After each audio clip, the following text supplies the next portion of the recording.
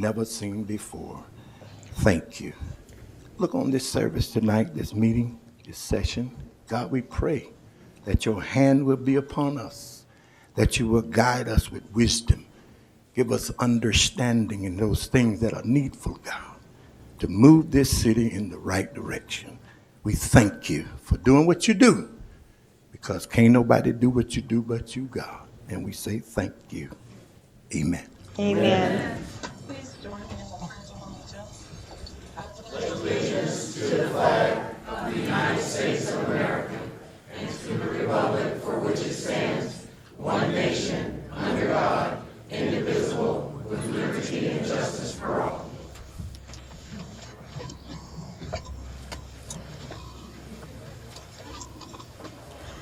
Roll call, please, Madam Clerk.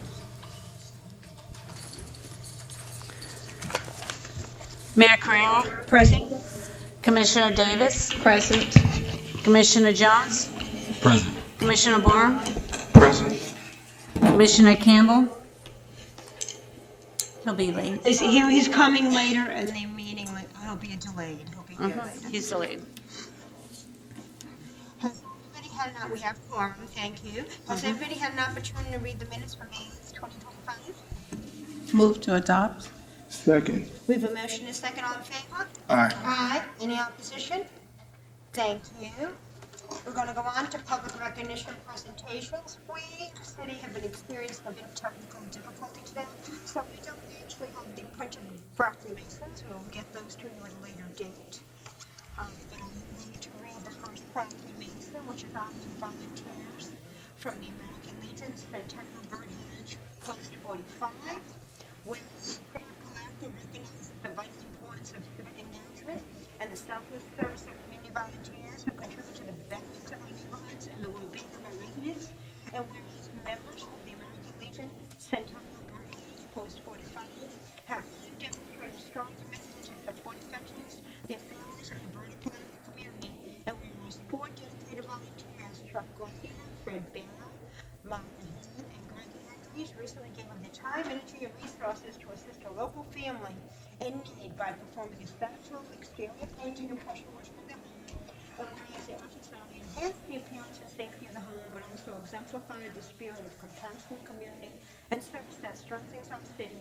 And whereas the city of Palatka is proud to honor and publicly thank these individuals for their outstanding volunteerism and embodiment of American Legion values. Now, therefore, be it proclaimed by the Mayor and City Commission of the City of Palatka County that filled appreciation and gratitude are hereby extended to Chuck Garcia, Fred Beer, Mark Hare, and Greg Andrews, and to American Legion Centennial Birdhenge Post 45 for their service to our community. Do we have a motion to approve? Motion to approve. Second. We have a second, a motion and a second, all in favor? Aye. Opposed? Thank you. If you all can come up, we'll still take a, do we take photos? Oh, Kristen's our official photographer. Karen. Oh, Karen, Kristen, somebody. Okay, so if everybody can please come up. Mr. Parker, are you coming up?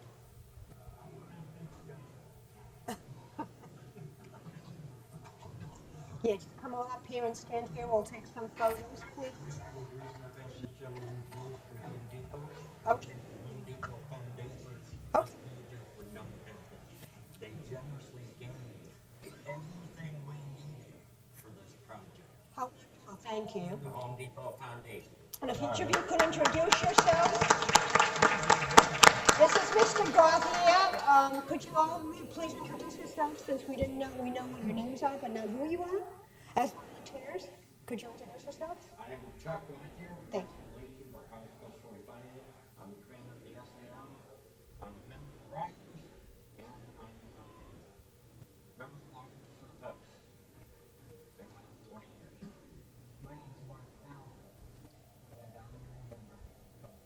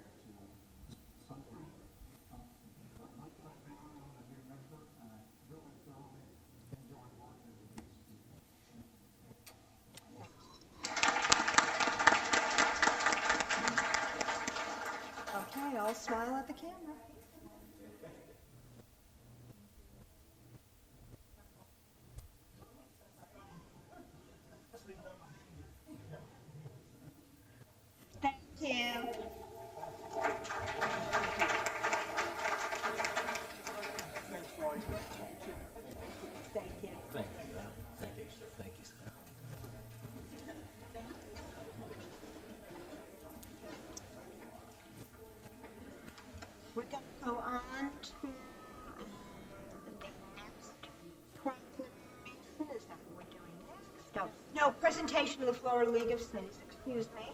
Donation to the Putnam County School District by Commissioner Barnes.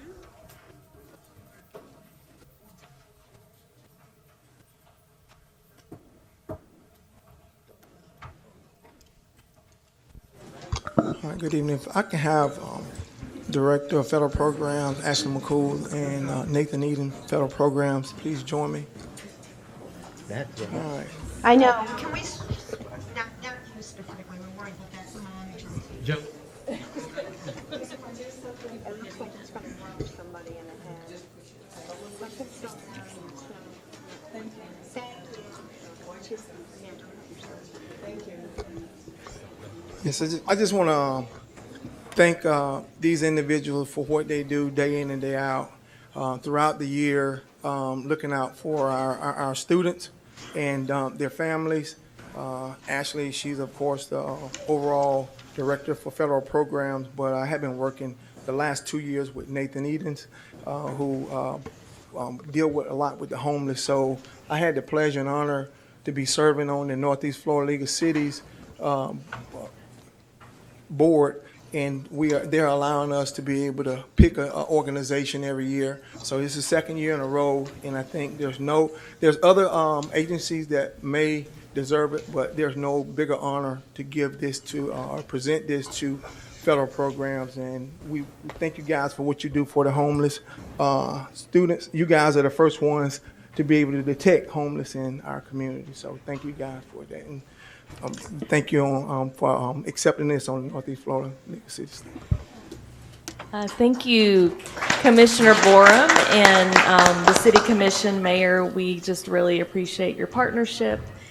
We do serve about 500 students who are considered homeless according to statute, and Nathan here does so much for these students. I think the most common thing you guys have probably heard of is our Project Praise Christmas that we do, and we serve so many families with that. And if it weren't for the support of the city and great organizations, we wouldn't be able to serve those students like we do. So we just really appreciate it. Thank you. Thank you.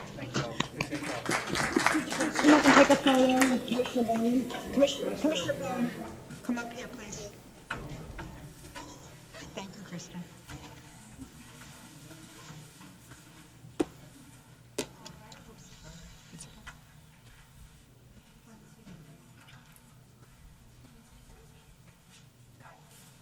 Thank you, thank you.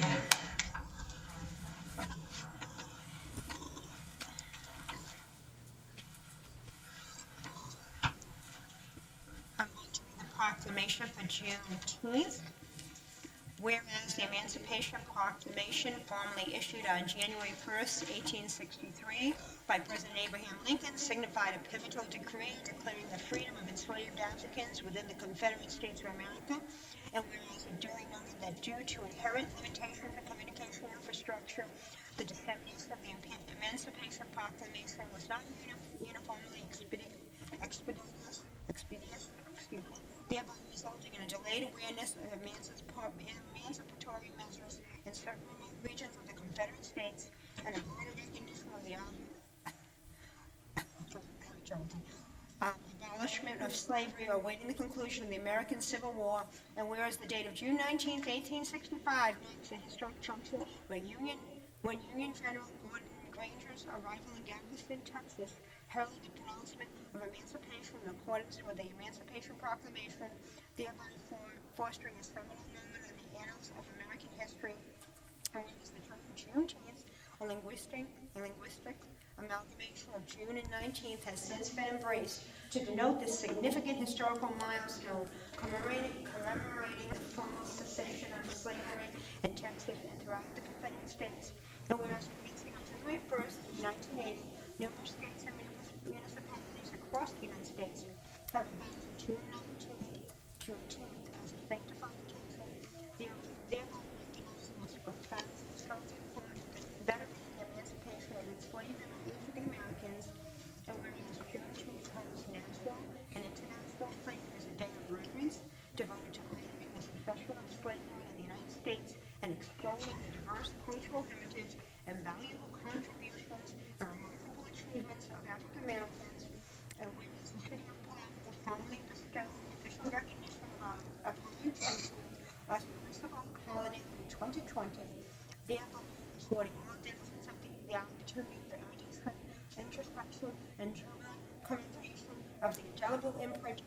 Americans upon the fabric of Palatka and the nation, and one means Juneteenth serves as an enduring reminder of the ongoing quest for liberty and equity, begging all citizens to reaffirm their steadfast commitment to the ideals of justice and equality.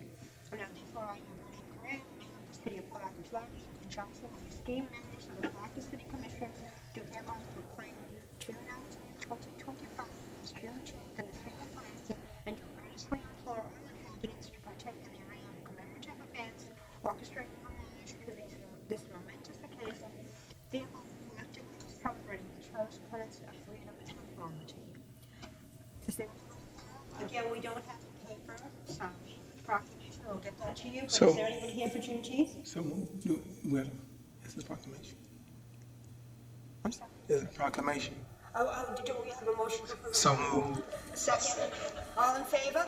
Aye. Do we have anybody here to accept the proclamation? Okay, with that said, we will get the copy to me, Commissioner Campbell. Yes, we'll make sure. American Cultural Arts Council. Okay, thank you. We're going to jump to G first and come back to D at the end. I mean, jump to E rather, and to D to the end. So E, SAR 5, the end, 1, 5, 5, major.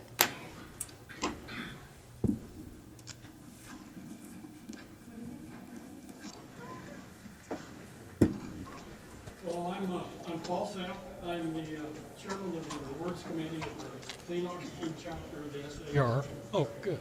I was looking for the light. Every year we contact all the first responders in our two-county area and ask for nominations for these awards for fire, for police, EMS, and other notable service organizations. So we do this every year, and I'm glad that for the third year in a row, we're here in Palatka to offer this award to the fire department.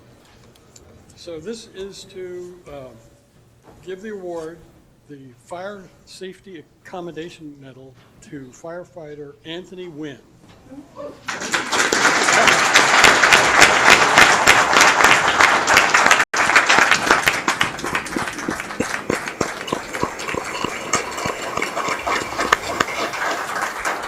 So we have this certificate and a medal that we'll present to you.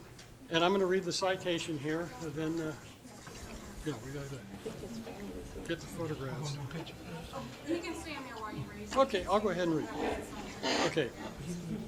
So we're the Sons of the American Revolution and the City of Palatka Fire Department proudly recognize firefighter Anthony Wynn as Firefighter of the Year for his extraordinary dedication and leadership.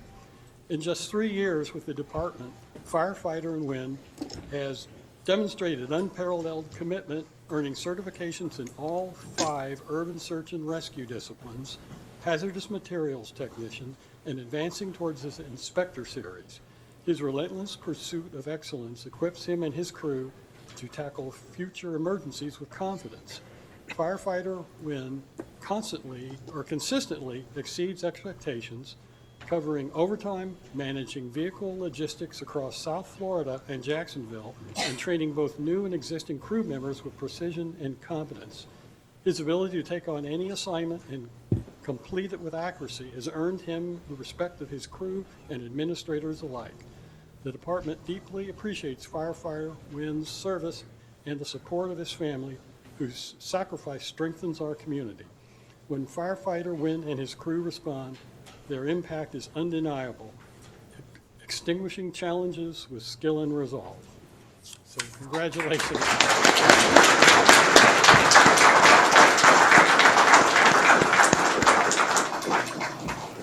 Speech. Why don't you all come up though for a photo?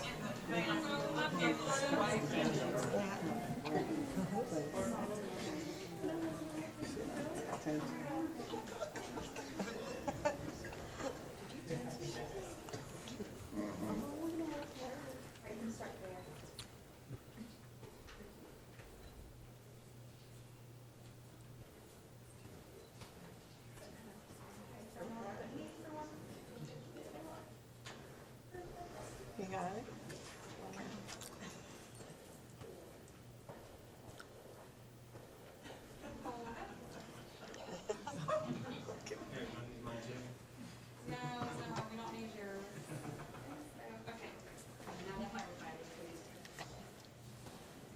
Oh,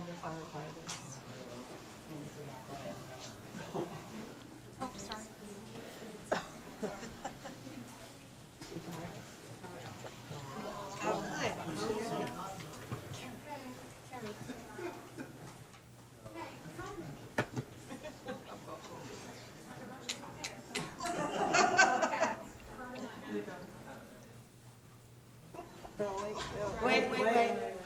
Wait, there's more. Two more. Okay. Okay.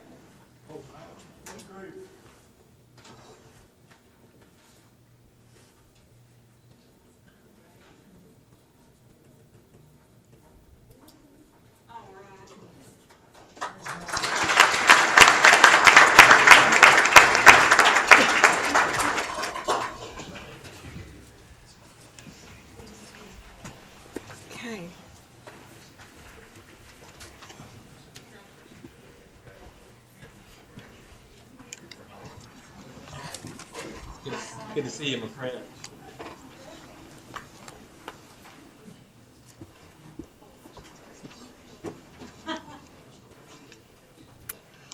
On to Employee of the Month, Ms. Jones.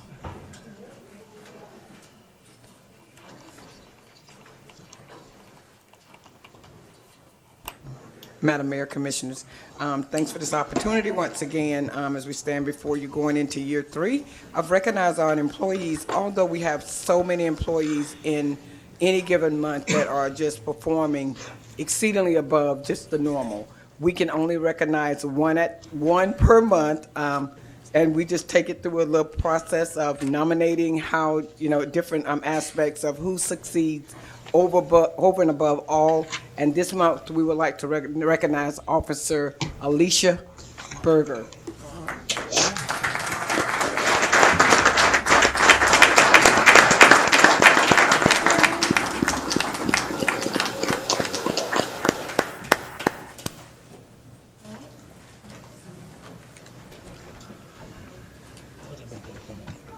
Stand up.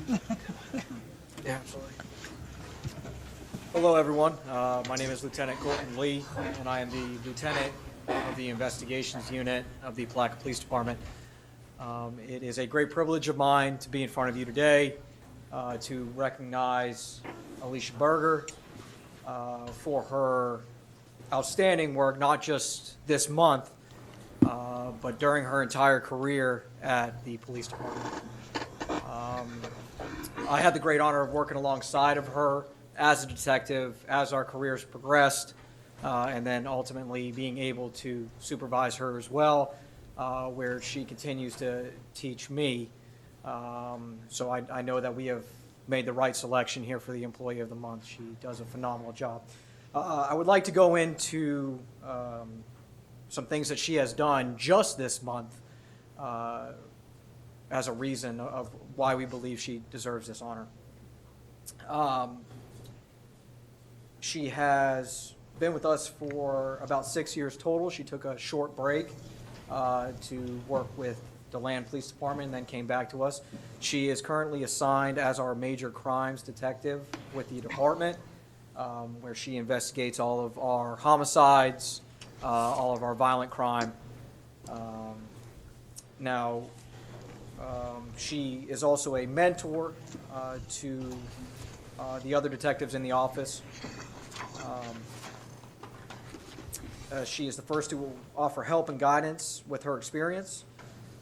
She came with a great expertise of sex crimes investigations, more than anybody at our department, in my opinion. Her experience with sex crimes have been crucial with the recent cases that we've experienced. We recently had a sex-related offense that we ended up charging, which carries a sentence of life in prison. This was not her case to investigate. However, she saw the importance of it and jumped on to assist.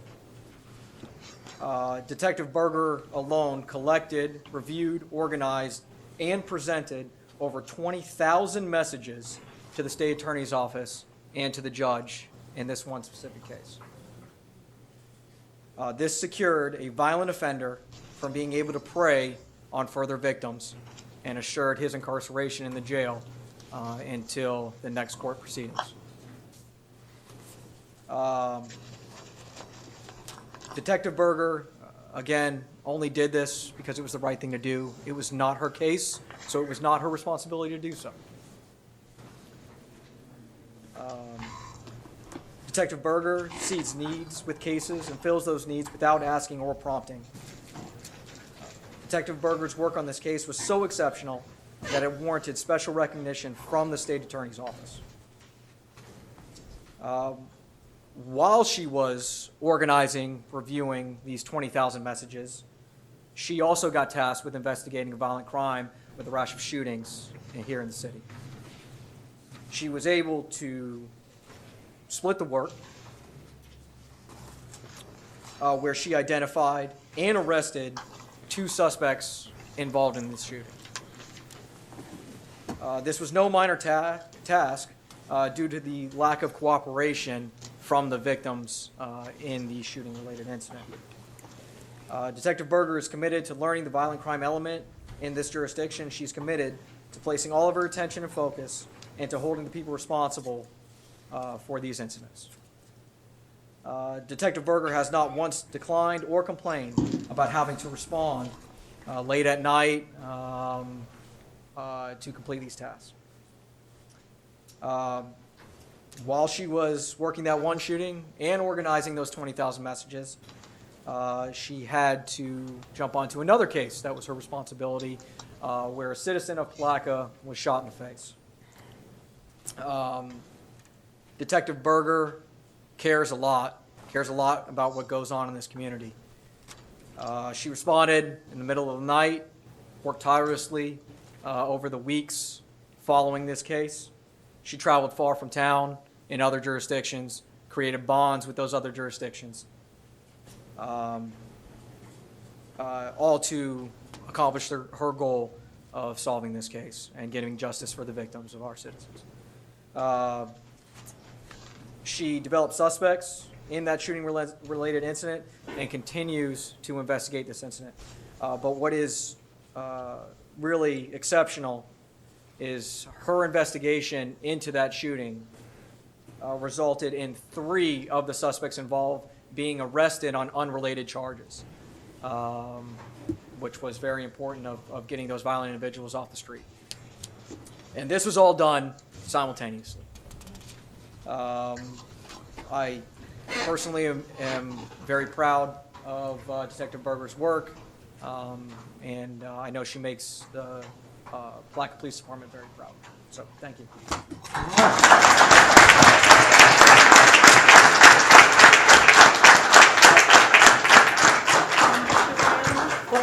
You've got Miss.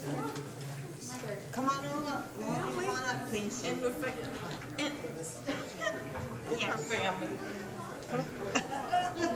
Both come on up.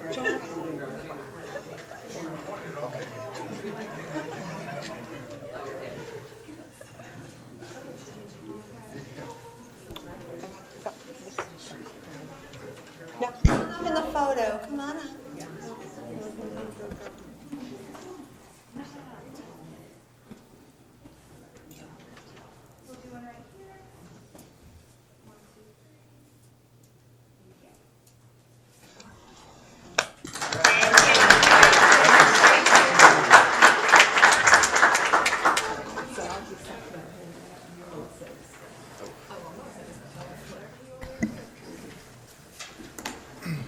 Honoring employees' longevity of 30 years plus. Good evening, everybody. Thank you for having us. I have the privilege to honor the people who've been through the city and have dedicated their entire work careers to the people of the city of Palatka. What can you say? Between these 4 people, you have a century of knowledge in their heads. They're all effective leaders for the Public Works Department, and they're effective teachers, even more importantly, because we need to lead that knowledge. So I would like to call up Brian McCain, who has 33 years. If the wastewater treatment plant.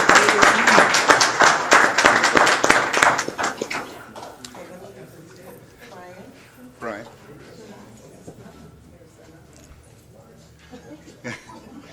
We have Mr. Ed Chandler, who has 30 years Department of Sanitation.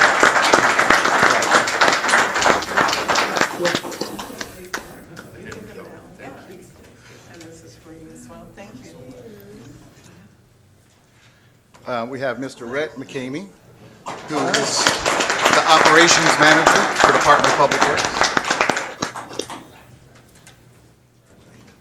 Thank you so much. Thank you. And Mr. Elton Starling, who has 27 years in the water sector.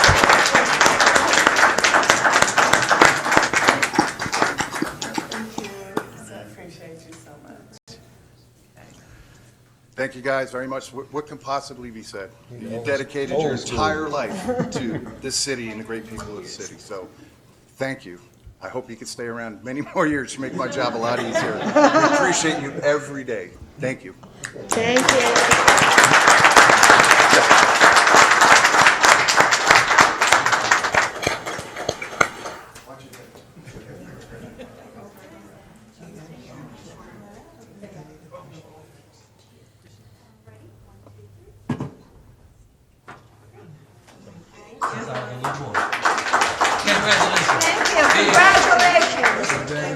Congratulations.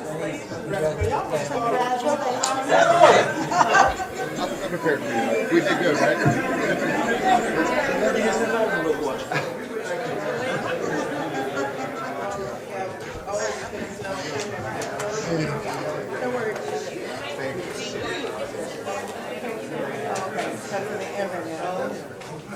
But I have them here.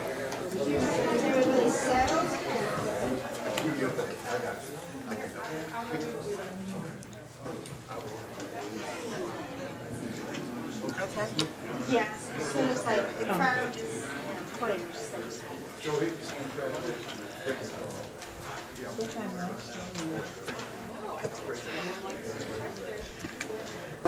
We're going to go on to the MIT presentation, Mr. McClellan.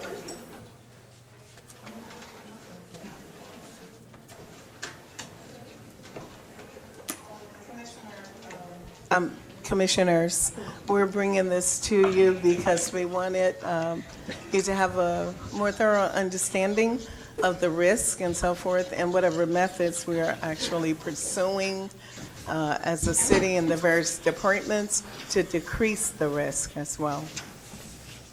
Ms. Evans? Thank you very much, Commissioners. Mayor Correa, thank you for having me. I'm here more probably to answer your questions than anything else, but I did want to start off by just pointing out a few things. A couple of months back or so, at the request of Commissioner Borum, I generated these reports so that you all could see where we are, where the city of Palatka is in your claims data. Specifically workers' comp, but then at the end of this, I also did one for your property and liability stuff. And so, just from this first one, that's the property and liability one. I want to get to workers' comp first if I can. So, let's see. I want to see the one in general overall. That's not it either. Can you shrink that? Just, is that possible to shrink that a little bit so I can see? Well, that's police department specifically. I wanted you to see the one as a whole. So, what specifically what was brought up was the experience mod factor that y'all are currently at a 1.31. I can make copies of these for you if you want. No worries.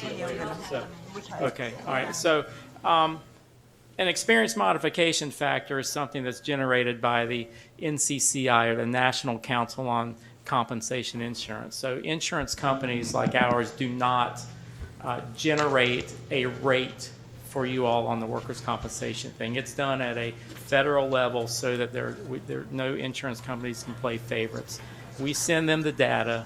They look at the injuries, the cost of the injuries that everyone in the nation accrues, and then they base a rate on all of that information. And then our underwriters at the Florida Municipal Insurance Trust look at that rating, and then based on payroll and the number of employees and the departments and the positions that you have, then they generate a workers' compensation premium for you.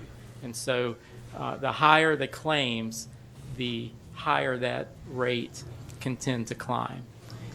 And believe it or not, although it's currently at 1.3, what that means is that for every city in the state of Florida that is the size and has the same scope of Palatka, that has the same departments like police and fire, public works, streets and roads, etc., they compare you all and they rate you based on that claims data. And you all are at 1.31, which means you're paying 31% more for your premium than a city would that had 0 claims. So there aren't too many that are at 1.0. You can fall below that, go to a 0.89, 0.9, and pay 90% on the dollar to cities that are paying $1. And 1.3, believe it or not, is not that bad. I've seen some of our cities and towns that have a 1.89, 2.1, 2.3, 3.20, so they're paying 320% more for theirs. And that comes down to losses, and it comes down to injuries. A city can have 100 injuries a year that costs $1,000, or 1 injury per year that costs $100,000. And the 100 of them that cost $1,000 is going to create a higher experience mod and therefore a higher premium. Frequency leads to severity. And so we like to try and be proactive with our members to see where the data is and where the claims are, and then work with you to try and reduce those.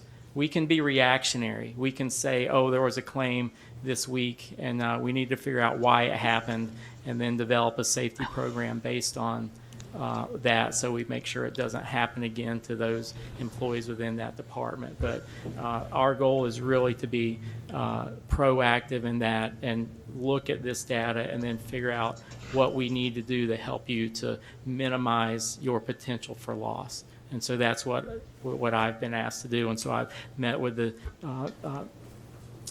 city manager, and I met with police assistant chief Newcomb, and so we think we've got some strategies and some plans in place to help do that. And it relates to training, it relates to having employees be proactive in their own rights, getting a handle on the safety committee and the role of the safety committee, which we're going to discuss at the next safety committee meeting. And so that's why I'm here, and that's what I showed you. But I want to answer your questions because I know that you all had some.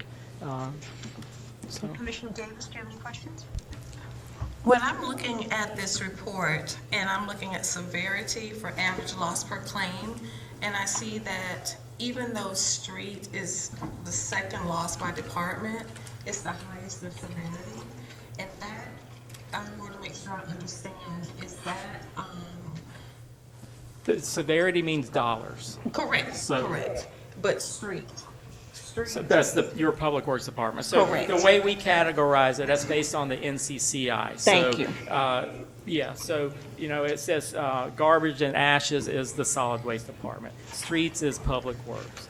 Police and fire, obviously self-explanatory, so sorry for that that's okay. miscommunication. That's just the way it's Sure. based and rated. So what happens is, for example, on that one in the streets and roads department, don't want to get too far into detail because there's some sensitive information for those claims, but you all had one claim in the streets department a couple of years ago that was substantial in its severity, in the pricing or the dollar amount of it. And so the longer a claim stays open, the more it's going to cost. right? And so a proactive approach to a reactionary claim is that you want to help manage that claim, and so that comes down to the folks in HR and stuff to really be contacting us to say, why is this claim still open? Why are so many reserves set aside for this claim? He's already back to work. He or she only missed 2 days, so why is it continuing to stay open, et cetera? So doing claims reviews with us is a good proactive measure to help shorten the life of a claim, and again, helps to not raise the premium, if that makes sense. I also know, I think Commissioner Borum at one point through one of my colleagues had mentioned maybe the potential for losing coverage, and that is not the case. So we are a not-for-profit insurance company. We're a public trust in the state of Florida, and so we take that very seriously, and we don't cancel people for high claims. We might cancel them for not paying their premium, but anybody can get canceled for not paying their premium, but that might take years to do anyway too. So, if you notice, this is the one I did want to share with you, that this is like it in all 600 cities and county towns in the state of Florida. Police, fire, kind of public works are the top three, and that's just because of the nature of the business that they're in. And so for the city of Palatka, this is a 5-year picture. And, the number 29 for police officers may seem like a lot, but 29 injuries over a 5-year period is really not that significant. And the same thing with 12 for the firefighters over a 5-year period. That's not too bad. So. Thank you. The 5-year period put it in context. Okay, all right. It does put it in perspective. Yeah, I mean, we could break it down year by year. No, that's okay. Commissioner Borum? Yes, I just want to thank Evan with having my team for coming in and explaining and breaking down the analysis of what we've had over the last 5 years and everything. Ms. Cardi, because I had been presenting this to several other city managers who did not move on it. And so I just needed to make sure that my commissioners and mayor know exactly what's happening in the city, how we're functioning, and how we stack up across not only the state but across the nation. Yep. And so all of those things means dollars out of taxpayers who's having to pay. That's right. These costs. I know you say you won't drop us, but everything over 1.0. You're paying additional money that you That's right. could be saving. And so we want to make sure that our group understood that and what we can do internally to drop that down. We don't care about what other cities are doing because their taxpayers are not having to pay. That's right. And again, like you said, you're not going to drop us, but we're going to pay additional dollars to have that coverage. And that means that we're higher risk if we're over 1.0. That is correct. And if I might just add, Yeah, I was gonna add the strategy. one more, well, a couple more things then. So first of all, the experience mod is much like points on a driver's license. It takes 3 years for a ticket on a driver's license to fall off, right? It takes 3 years for a claim of significant value, once it's been closed, to kind of drop off of your record. So Right. each year, that experience mod is recalculated based on whether or not you've had some big ones drop off or you've had some new big ones that have come along the way. So that's why we want to try and minimize, if we can, the exposures, number one, and by minimizing the exposures, we can minimize the potential for loss. And so we're going to talk with the safety committee and get a plan together. We are going to do some safety-related trainings within the departments. I've suggested that you do sidewalk inspections to minimize trip and falls and things like that, and of a liability nature that generates liability claims. So there's a lot we can do. and that is my goal. I have you, and I have 140 other cities from Northeast Florida down to the Space Coast that I do exact same thing for. So, and I just live right across the river in East Palatka, so I'm at y'all's beck and call whenever I can be, because I live local and was born and raised here. So. Thank you. If I can add on, if I may, one of the things that Ms. Avon has recommended that we completely agree with is that anyone that is driving a city vehicle must take defensive training. So that will help reduce incidents, accidents, and so forth. So that's one of the things that we're actually starting in June, Right. which is next month. Yeah. And I want to say that on the liability side of things, if I could get to that slide, which one was it? I don't know which one it is. So I can't see the headings on them. Yeah, it was the last one that I emailed to you. It was the 19, page 19, that one right there? It's got, no, that's still workers' comp. No, it's the one that says negligence, auto collision, real property. Oh, yeah, I remember. All that stuff. It's, it would be 14, page 14 of 409. There, yep. Okay, right there. That's it, right there. Mhm. Yeah, so, I mean, the second one, auto collision, that's again the biggest one for cities, predominantly for monetary value of claims. City has 100 vehicles that they insure, and if they get into claims or into accidents, then that certainly adds to the cost of your auto insurance. And then trip and falls for liability insurance, issues with police for police liability, but again, those are minimal. There were only 4 over a 5-year period. But you can see that negligence would be the trip and falls, the potholes where someone claims that their tire was ruptured or their rim was bent or something like that. And those tend to be relatively small in monetary value. Some can get very big, but the quantity of them is what they look at to dictate what the premium might be. And so we're going to start on workers' comp stuff first, because that's the biggest driver, monetarily speaking, and then we're going to also work on developing some sidewalk inspection plans and street inspection plans, so we can try and minimize some of that negligent type of claims too, or liability type claims. So. Thank you. Did you have something else, Commissioner? I think that's it. I just want to thank him for coming in and explaining that and needed the commission to be aware of what we have going on, how the approach that we're taking to help improve those areas. Thank you. It's my pleasure. You're welcome. We appreciate it. On to City Manager and Administrative Reports, City of Palatka Budget Operations Manager. Yes, I'd like Finance Director Peter, please, Mr. Peter, to quickly summarize. Good evening, Commissioners. Good evening, Mayor. Just jumping from the past events in the future, last time I brought this budget calendar, it was a meeting scheduled on Friday, which didn't work for you guys, so I'm proposing then meetings on Wednesday, specifically on June 4th, June 18th, and August 6th, and August 20th. That's Thursday. That one is Thursday. Yeah, So yeah, those are the ones stay that I the same. propose to move it to Wednesday instead of Friday, if you agree with that. Thank you. We appreciate your change from Friday to Wednesday. Thanks. Okay. So is that a approval from all of y'all, so I can get the agendas done?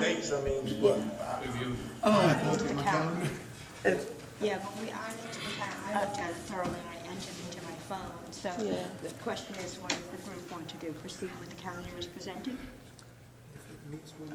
Go to page 24, please. Yeah. Okay. Do we need a motion for that? If you can approve it, that would be appreciated. Okay. That's Do we needed have a for. motion to approve the calendar as presented? I move to approve the calendar the budget calendar as presented. Do we have a second? We have a motion and a second. All in favor? Aye. Any opposition? Thank you.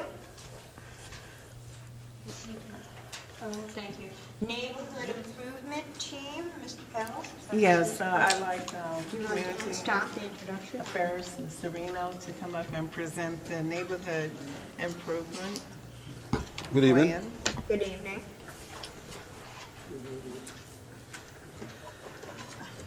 All righty. Reno Fells, the city plaque, of course. I represent the Recreation and Cultural Community Affairs Department. Tonight I'm here to represent the newly formed Neighborhood Improvement Team, also known as NIT. The team currently consists of the city manager's office, police department, planning, public works, fire department, grants, and other city departments as needed. We believe strong neighborhoods are built not only on foundations of brick and mortar, but on connection, pride, and shared investment.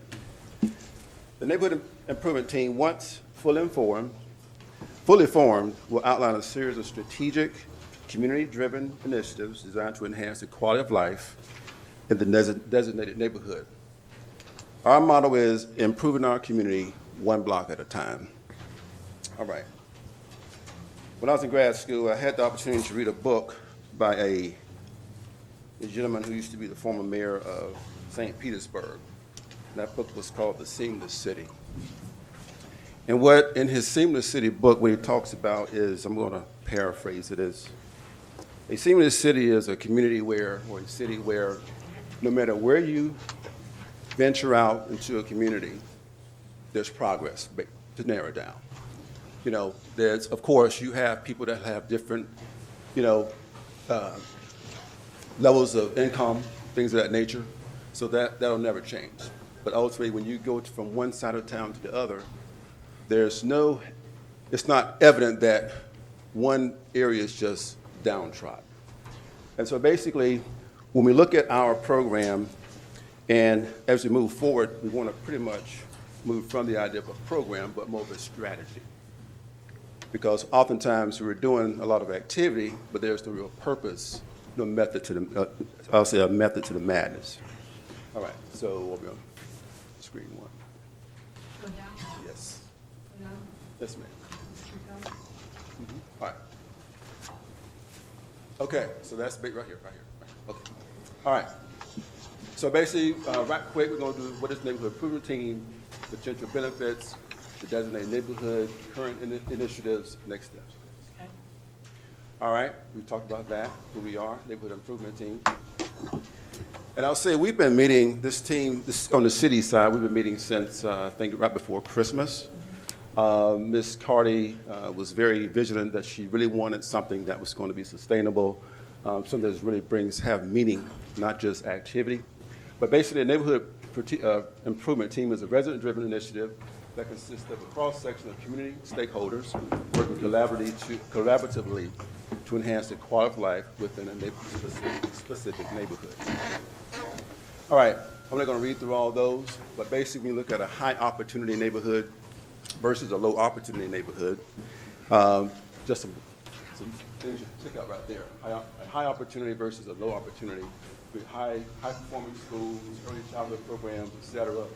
Underfunded schools get a low opportunity and fewer enrichment programs. And there's a whole listing of things there that identifies what are high opportunity neighborhoods versus low opportunity neighborhoods. When I look at Mr. Jones, Ms. Davis there, who's from our community, and many others in this community, I feel pretty confident to say that we used to have a pretty high opportunity neighborhood. Most of our communities were what we considered high opportunity. All right, move forward. But over time, things kind of took a downward spiral, and we are where we are, but we are seeing progress. But we can do better, right, together. All right, what does a neighborhood improvement team consist of?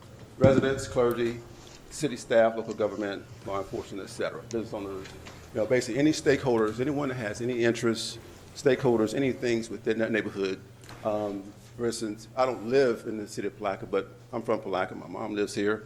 My family owns a piece of property over here. As a matter of fact, I'll be moving back to Palatka real soon. All right, let's move forward. I'll try to go through it pretty quick. All right, so basically, right now we have what's called a planning committee or steering committee. So at this point, we have the City of Palatka staff, those folks who are actually consist of the city side of the steering committee. So basically, as we're forming the committee, and as after tonight, we'll begin to finish off what the committee will consist of. And so basically, the planning committee or steering committee will delegate tasks of their overall strategy, and the committee approve changes to the program, coordinate activities of subcommittees, and eventually evaluate the overall program. So when we evaluate, it may be annually or biannually to basically determine what does success look like. All right, so we do know that crime and violence and things of that nature, that's not your ultimate problem. The ultimate problem is typically disorganization, disarray within the neighborhood. All right, let's go. All right, right now we are the stages as we move forward, the neighborhood improvement team stages. Right now we're going through stage 1, 2, and 3 in the assessment stage. We're still forming the team, and so as I said, after tonight, we'll have a community meeting. We invite other businesses, clergy, and residents, because it's designed to be a resident-driven initiative. And so right now, we're actually we're kind of meandering between stage 1 and stage 3. So once we get into stage 3, all the way, then we're going to a total assessment of the area.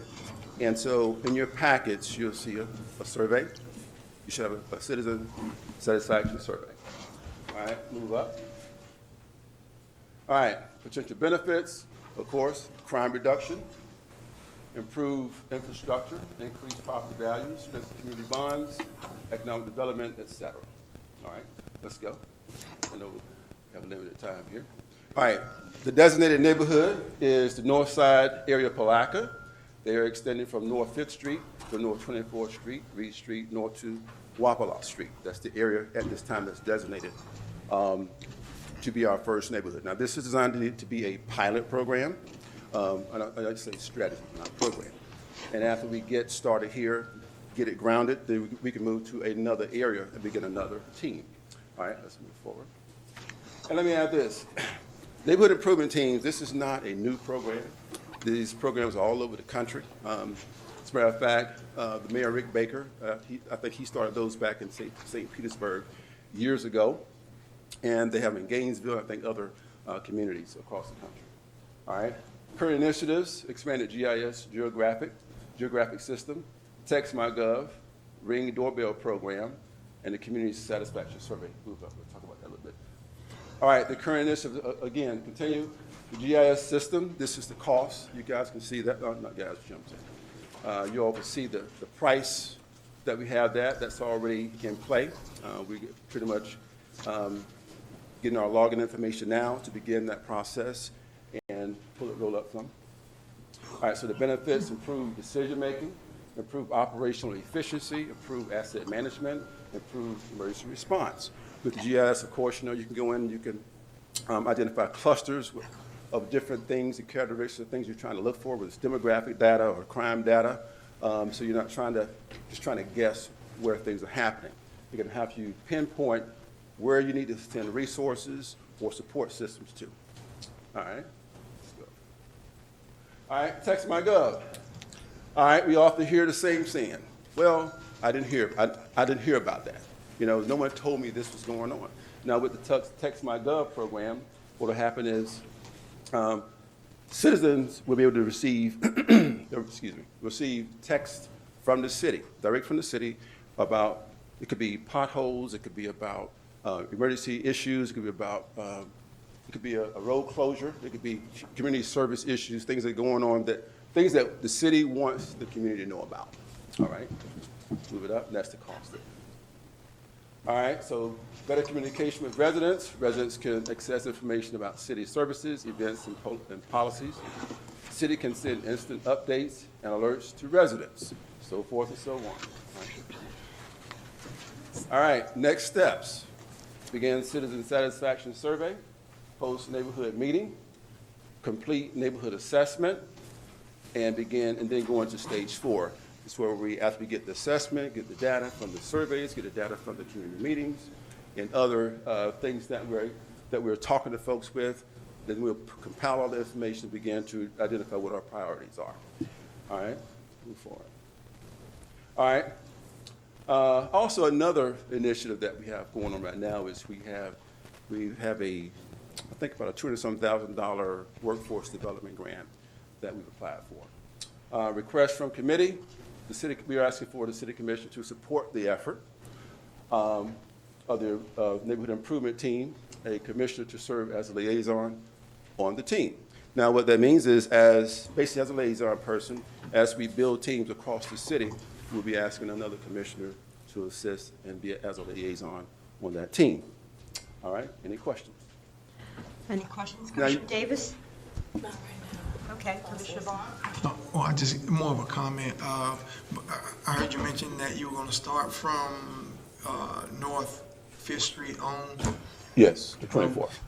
I'd just like to make a recommendation if you did, like even from the riverfront on the north side there from 1st Street on out. And I think it would give you a better idea as to, just the different needs for the areas, even though it's in the same north side area. Because I hear what you're saying. Now, are you speaking of the North Side Historic District? Yeah, I mean, just to deal with the whole north side, and if there's any variances or differences, you can kind of see those things, because I know as I traversed the community, looking into different areas, whether it was the South Historic District, Central Business District, or the general areas, each area has its own needs, and so I think it'll be good to be able to include those in the whole north side. That's just my suggestion. Not that y'all need to do that, but I think it can be inclusive. Okay. On the north side. Okay. Commissioner Jones, do you have a question? No. Okay. I do have any questions. I know we did something similar many years ago. I was involved. Right. We did it in the South Historic District, and we still have your phone number. Yes, ma'am, I do. So, yeah, I don't really have any questions. Okay. Commissioner Davis? Yes, and only because I'm not familiar with the program or initiative. Okay. So the city will be, that's who will make up this team. I think I saw a person from his department. Right, this is a part of that, yes. Okay, and the departments, the city has already had one hand. Yes, ma'am. Otherwise, you wouldn't be here. Right. Correct. I want to say this. Okay. Okay. Right. Thank you. Those are Right. Thank you. And so Mr. Jones presented 2 requests, the buy-in, which we just discussed, so I guess as a group, we have to either support or not that we will buy into this whole concept and support it moving forward. And then the next question is who's going to be the liaison? So first of all, do we collectively support it? Do we need a motion? Or do we just want to? It's information, right? It's just information. That's what I thought, but I'm asking. Just information. So do we all support it? Yes. Thank you. Now, liaison. Who wants to volunteer as a liaison? Well, anybody else? Commissioner Jones, not you, we can. I'm only kidding. We can be informed later. Okay, Right, let's all think about it and. Yes. and- I want to look at my schedule. Right. Okay. Okay. Okay, we can put I'll a name in the hat coordinate. and pull it out of the hat. Yes, please. Because we'll also come up. The level of commitment first, that's a lot, that's a big presentation. It was, it was. Right. And I then would I rather, agree. go with it. And what we would like, if I may add, please, the city department's employees, we would just like to continue on, and we wanted you to be aware that we are trying to do something that will hopefully improve the quality of life in the city by reduction of crime, the police department, Public Works, planning, all of us are actively involved in trying to figure out how to improve our neighborhoods. And We this wanted is, you to yes. be aware. And as a pilot, and as Mr. Fells mentioned, if successful, it'll move on to another neighborhood, you will need another liaison from the commission as well. Yes. So we'll all get our turns. Yes, Now, who and you can observe us even for this Yeah, first and that may moment. be helpful too, but, you know, we can sit on each, take turns sitting in to see what's going on. Yes. Thank you. Thank you. Appreciate it. Thank you, sir. Thank you. Splash pad, survey insights, community considerations, and site evaluation. Yes, we really wanted to bring to the attention of the commissioners the progress that we're making, some of the actions that we've taken since we had the meeting with the community, and just basically giving you update information. Right, go ahead. All right, good afternoon. My name is Kristen Odom, the CRE coordinator for the city. I'll be sharing the results from the survey on the proposed splash pad. The survey was open for 2 weeks and made available at the town hall on April 29th, as well as through the city's official Facebook page. In total, we received 795 responses, providing a wide range of input on interest, potential use, and design considerations. All right. The first question we asked was, how interested are you in having a splash pad in the riverfront? Nearly 70% of respondents said that they were interested. The results reflect a range of perspectives, with a large portion expressing enthusiasm and others showing more moderate or limited interest. Next slide, please. Next, we asked, how often do you think you or your family would use the splash pad? 47.5% said they would use it frequently, 24.2% said occasionally, 7.5% said rarely, and 20.6% said they would not use it. And then we don't have a slide on this, but I wanted to share the top 3 features that were identified and were most important to respondents. 1 was shaded seating areas, 2, water play features for all ages, and 3 was fencing for safety. In summary, the survey results provide insight into public opinion, potential usage patterns, and feature preferences. While the responses reflect a strong level of interest from many participants, it is important to note that the survey was open to the general public and not restricted to Palatka residents. These findings will support further analysis as we continue exploring the feasibility, design, and community impact of this potential project. Thank you, and I'll now turn it over to Mr. Cutright to discuss top 5 concerns that residents had from installing a splash pad. Just like that. Okay. You know, to put somebody under the bus, I think. Well, it's no secret some of the concerns they had. The homelessness situation we have in the city was one of the main concerns. Cleaning and keeping the maintenance of the place was another top concern. And safety of the kids from the traffic in that area that we had proposed are the main 3 major concerns that we had out there. Talking to several other organizations out here that have splash pads, the homeless piece, it's not really been a major issue in different cities. Now, we do have a few incidents that has happened. I'm not gonna say it's not no incidents, but it's not been as many as we thought it would be. The safety of the kids from the traffic, most people in certain areas have put either traffic speed bumps or something to slow the traffic down so kids have safe crossing the street. But the maintenance of it is just, talking from Tyler from the county and some other places, it's just about your public works maintenance crew keeping on top of their preventive maintenance plans and staying on top of the current chemicals that need to be flushed in and out of that thing. So as a whole, it's not a big concern as maintenance, safety, and that's it. It's just about finding the right place to fulfill the need of the city and also the community. Thank you. Thank you. If I can insert, please, Mr. Joe, can you speak briefly about the maintenance before Mr. Carlos come up? Sure. Just briefly. So we did conduct a bunch of questioning about other cities who have splash pads. When we start getting into the maintenance of it and the cost of it, about the average, thank you. The average cost for the maintenance, to have a company come in and check the pH balance and clean it, it's a couple times a week. You really have to stay on top of the stuff because of the multitude of people. It's like a community pool, so you really have to stay on top of it. They estimate about $6,400 a year to have somebody come in and do that. Water usage, they run roughly about $100 a day for as far as when it is in use, which is about 9 months of the year.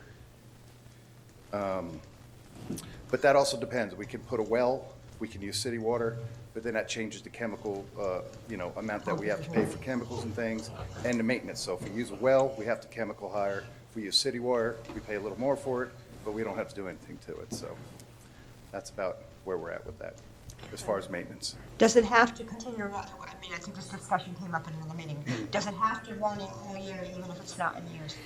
Well, that's what we're finding out is yes, is a quick answer to that. Okay. However, it'd be kind of like a generator in your house. We'd go and we'd run it for 10 minutes a day, Okay. that kind of thing. Public Works, at very little cost, the crews are down to parks, they can run it for a few minutes a day as they're working on cleaning up or picking up, so it would just be incorporated into the daily duties, so, yes. And the other item, what we discovered was that we're not going to run it for 12 hours a day, remember? Absolutely not, yeah. We would definitely have a span during the day, probably 8 hours, a 9 to 5 type thing would be preferable. Close it on one day a week, Monday for maintenance and cleaning and so on and so forth. So we're going to come up with a comprehensive plan that is both beneficial to everybody in the city and financially for us. On the low use days, we would make sure we dropped it down and did most of our maintenance at that time. So it's pretty good. It's not as difficult as some people have made it out to be. So. Mr. Carlos? He looked like he was surprised. Good afternoon. Good afternoon. I'm going to talk about the potential sites or potential locations. As part of this process, we have identified 4 potential locations within the city of Palatka where splash pad could be developed. These sites were selected based on available space, accessibility, zoning and land use, compatibility, and general community activity. It is important to note that the locations are not ranked in any order or preference. Also, we're open to look for, these are not final locations, and we're open to look for more locations. The feasibility study was conducted specifically for location number 2 at Riverfront Park, and the findings were positive in terms of zoning, land use, and available space. The study also outlined the agencies from which we will need to obtain permits prior to construction. This includes the St. John's River Water Management District, the Florida Department of Environmental Protection, the Florida Department of Health, and also the City of Palatka. I'll move to the first option, which is Riverfront Park. This first location within Riverfront Parks offers a large open area with enough space to accommodate a splash pad. The site is relatively flat and has nearby utility connection, which makes construction more accessible, and it's also close to the playground, allowing families to enjoy multiple recreational features. I'll move to the second option. This second location, it's the one between the River Boathouse and the playground. This second location is also within the Riverfront Park, and is the area highlighted in the feasibility study. While there is an existing restaurants facility at the Boathouse Marina, we cannot confirm at this time whether it can be used to meet the splash pad restaurants requirement. However, this site is spacious and has sufficient nearby parking and is located next to the playground area. We realize also that that's feasibility study. We need to have restaurants in order to have a splash pad. It cannot be more than 200 feet apart in order to have them. The next one is going to be Booker Park. Booker Park offers a solid location for the proposed splash pad. The park already has 16 restrooms on site, which is a key requirement for this type of feature. The area provides sufficient open space for installation and is already a well-used community park. Next one and last one is going to be the Tillman House. The open lawn next to the Tillman House provides enough space to build a splash pad and includes parking on the same lot, which adds convenience for families visiting the site. This area is wide and easy for accessibility. Okay, I have some questions, but I'll do this one first. Commissioner Davis, you want me to go ahead? Okay. So I do have some concerns about the survey. So I'm going to start with the survey. I am concerned that the survey asks specific questions. Do you want to splash pad at the riverfront? versus do you want a splash pad? If so, where would you like it? I'm not sure that we're getting the information we need to make the best decision based on this. So that's number two. As I have been, since the public meeting, I've been really looking around, like imagining a splash pad and trying to understand, as I mentioned in the public meeting, is I'm still trying to understand the overall plan for our city in terms of, where we're going in general. And so, as I mentioned before, I'm not a proponent of making a decision to put something here for fun and here for fun. I need to know where it fits into the overall plan for our city. Next, homelessness is an issue at the riverfront. We still use it. I walk there most mornings, and we do have, homeless people there. I'm thinking maybe when they wake up and they come, they're there with their suitcases, they're out and about. And I'm not sure until we handle that situation that any additional items at the riverfront is appropriate. Fourthly or fifthly, I got several. The next thing is real estate. Before moving back home here to Palatka, I lived in a city where we had a splash pad at our town center. The one thing that's different about our riverfront is there's no real estate, in my opinion, for a splash pad. Because of the nature of how we use the city, with the real estate there, and I'm talking about the green areas in particular, I just don't see how it's a good fit. We have bass tournaments, we have boat races. I went down to the sailboat races and I was like, people were staying in sailboats. I don't see where it can fit. And another item, I want to consider, I drove today to look because several citizens mentioned the splash pad, the county-owned splash pad. And I drove out to the county-owned splash pad, I never even noticed it. And in my opinion, it's a little lacking. I don't know if there's opportunity, one, for other locations which you presented, and two, and I'm going to throw it out there because I think we should look at all options to see if there's some opportunity for some city-county partnership to expand or do something. And again, I'm just throwing that out there. I think to sum up what I'm saying is, I appreciate the research. I think we have more to do. That's really what I want to do. So thank you. Thank you, Commissioner Barton. No comment. I think Commissioner Davis summed it up well.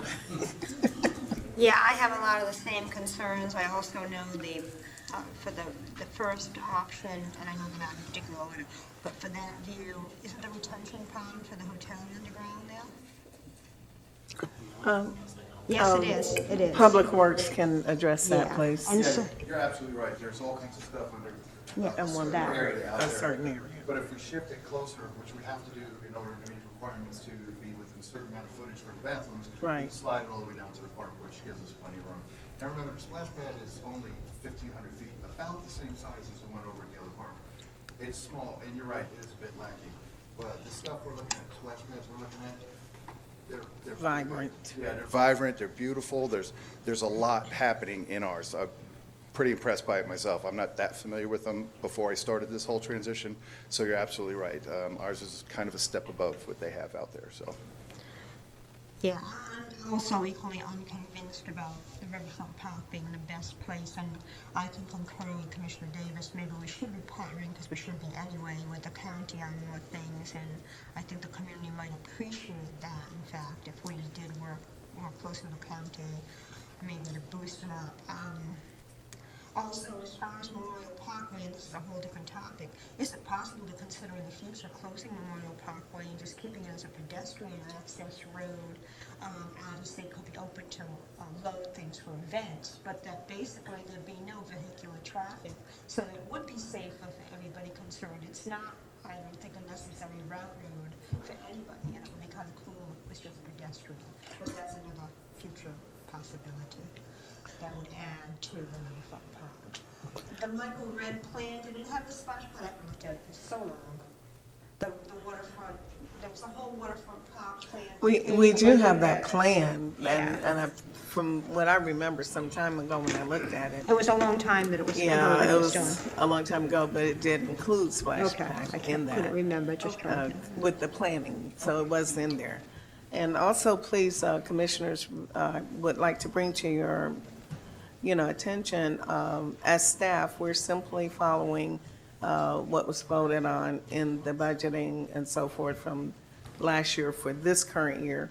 So we're simply following whatever guidance you provide. And I understand, yes. And so in the budgeting, the splash pad was, I'm sorry? Is this going to be a liability? Oh. What? Mr. No, come up here, Mr. McCollum. Okay, well, wait, let me just finish my statement, and then you can come up. I was like, Okay, I was actually speaking, so if I can just finish. Yes, you and can, and then you I'll open it up to start. public comment. Yeah, I was just trying to say, and I wanted the commissioners to really remember that as staff, whatever we're doing, we're simply following the budgetary guidance that we were given. And so whatever commissioners decide, we're going to follow it, plain and simple. Okay, thank Okay? you. Now, you may say what. Go ahead, Mr. I McCollum. had my raised hand. I didn't realize I was going to be recognized while you were speaking. I so didn't either, I but, apologize. you for that. know. I just wanted to open myself up to questions. The insurance guy is here if you want to ask questions about the splash pad or what Right. it would entail. I can tell you this, that there are not liability claims when it comes to splash pads are very minimal. And we Thank you, insure a lot Evans. of them. And also, you just have to make sure that if you decide to do it, that you put it on your property schedule so that we make Oh, sure yes. that it's covered. Good point. So- Thank Thank you. you. Good insight. Commissioner Jones, do you have anything before I open up for more public comment? Because we're No, cutting that he answered it because I wanted him to talk about liability because it was a comment that it is a large liability in St. John's River. And I want someone to explain it, but you kind of like just Okay. touched on it. It's not a big It's very minimal. Right. Some component of the splash pad, day one, and I think that would be an enhanced activity for young citizens of this city. And it says Riverfront Park. Riverfront Park. What does Riverfront Park have to offer taxpayers that do like to come out and enjoy the riverfront and the sunshine and the amenities that the park offers? That's option number 2. That's up there now. Meets the criteria. It's next to a bathroom that we have down here. It's next to the existing playground that we have, that we're about to put some money down there to redo that playground, in my view. I think that enhancement would be good. The traffic, as far as if you actually go down there during the summer months, during the evenings when I see families down there trying to have picnics and play on the playground. That's not enough. If you have a family of 3 kids and another family of 4, they cannot even play on the same playground because there's not enough equipment down there. I know we have other parks, but a lot of those people walk from their house to come to the closest park and the nicest park. I understand about real estate down here. I have been to just recently Clayton Great to go to Bridges and enjoy this spring there. Splash pad in a pool. And I was like, wow, this is big. Well, we used to have more features here in Palatka. We had 2 pools, one on Southtown, one on and Ravine. Some folk just about the issue. I'm sorry, I can't stand everyone. And people want what they want in their particular neighborhood. And I have listened to people who are I look at surveys too, Ms. Davis, and I'm concerned about surveys because the first question is they say, how interested are you? And they say, not. They're not interested, but then the comments are pretty much angry about bringing kids and pedestrians to the riverfront. I understand about the boat races, I understand about the fast permits, and they bring everything into the city. But what about when they're gone? They're not here 6 months out of the year, 8 months out of the year. So it's going to be walking. We have made a lot of assessments where we got a full boat ramp with nothing but boating parking spaces. We made comments from others, but what about the people that actually live there, the taxpayers? If the back pay come in, great. If it doesn't, that's okay as well. But I just like to, I'm not saying play devil's advocate, but I want to be an advocate for recreation in the city, for the use of ours in the city. So rather come to that riverfront part or not, I would like to see it down there because we have given away one of our biggest assets that we had, and that's the river center. So if we're going to accommodate people who, I think it's stuff on that. But I would like to see us start investing in, let's think about safety issue. We're talking about the homeless situation versus recreation. There are two separate situations. Homeless is going to be an enforcement, a will situation that we're going to have to tackle as an entire county. It's not just the city. It's just not us. Okay, so we're going to impede and stop everything that we want to do within the city, within those first 3 blocks when you come in Palatka because of the social issue that we have. We got to come up with some answers, but I don't think shutting everything else down is going to be the answer to that. So the two major issues about what we're going to do with the homeless population and what we'd like to see as far as activity, I think we need to handle them separately and make a decision. I know we had already said we were going to put the splash pad down. I don't know, it seems like we're going backwards. I don't know about this. It seems like we're going backwards on the issue because it already was approved, it was good. Even to the point where surveys, I understand the survey, we want to get everybody input on it. But the survey seemed a little one-sided, like, matter of fact, I looked at the time that they came in, and I was like, wow, everybody turned on the surveys at the same time. That's what it looked like. I don't know how y'all know or what, but that's what it looked like. It didn't look like a random survey as I look at it. And I'm not accusing them of anything, but just trying to see it black and white. That's what I'm doing. Yeah, that's my perspective. I'm going to again open it up to public comment because I don't see any comments on this particular item. Just a minute.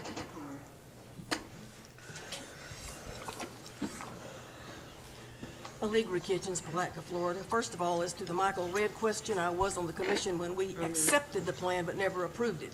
Mr. Redd's plan was for a quality, high-class, multi-million-dollar splash pad at the end of St. John's Avenue. The clock tower would be the center. The splash pad would be around it. There would be a computer operator on the grounds and a little booth monitoring everything, making sure that nobody was getting hurt, that the water was coming and going at the proper times. It was top quality, state-of-the-art splash pad, and I think the cost was about $1.5 million or something total. That being said, the Tillman House is not a good location. That parking lot is used by our fishing tournaments, and they are important. They don't bring much into the county, only $72 million a year. $72 million is nothing, obviously, to the city of Palatka, but we get $2 or $3 or $4 or $5 million in the city of Palatka from the fishing tournaments. We've had fishing tournaments the last 5 or 6 weekends. One of them caused us to change some plans for our class reunion last weekend. We still had the reunion, but we do have fishing tournaments, and they bring in multi-million dollars. They do bring in a good thing.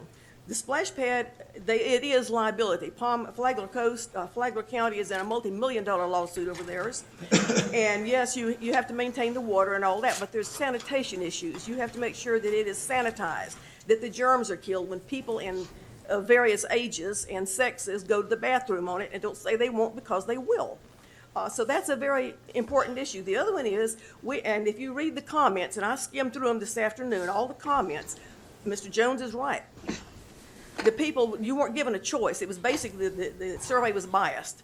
But the comments, the people said right there, we don't want it on the riverfront, and as far as what they do at the river, I like to bring my family down and have a picnic. That's what one of them said. We peacefully eat. We don't want a splash pad down there. I have my children down there. Everybody basically said they didn't want a splash pad, not at the riverfront. We already have one at the county, and the city commission always thought, let's partner with the county, be good partners. How about partnering with the county and fixing the one and going in with the one at that Triangle Park? I believe Triangle Park is in the city limits also, been annexed in. Go with them, city-county joint thing, fix it up real nice, and you got it. It's a perfect location. Over at Booker Park would be a great location. They used to have a pool over there, they no longer have it. Huge amount of children over there, not many children in the South Historic District, not many children in my neighborhood, which is across the railroad track. And then the events, we do have multiple, we have the Azalea Festival, we have all the fishing tournaments, 5 or 6, 7, I don't know how many we have. And then we have all the events that the city has at the riverfront, and we have the Azalea Festival, the Blue Crab Festival. We have the car show, we have multiple festivals all the time down there. And there is traffic. There's a lot of car traffic down there. And sometime in the future, maybe the citizens would want Memorial Parkway closed. I doubt it. But we're talking about the future. Right now is the present. I don't think the splash pad right now is a good idea because of cost.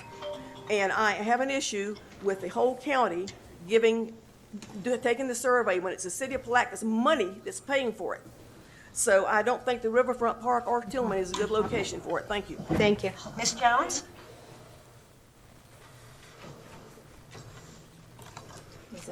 Okay. Good evening. My name is Yvette Jones, and I live in Palatka. And I want to talk about the splash pad and how it can bring numerous benefits to our community, including recreation and relaxation, aesthetic appeal and riverfront enhancement, community engagement and focal point. It appealed to families, and it could be year-round utilization with proper design. So splash pads provide an attractive and engaging space for kids to cool off, exercise, and socialize. The aesthetic appeal of a well-designed splash pad can enhance our riverfront, making it a desirable location for both local people and visitors. Beyond its recreational value, a splash pad can become a focal point for our community.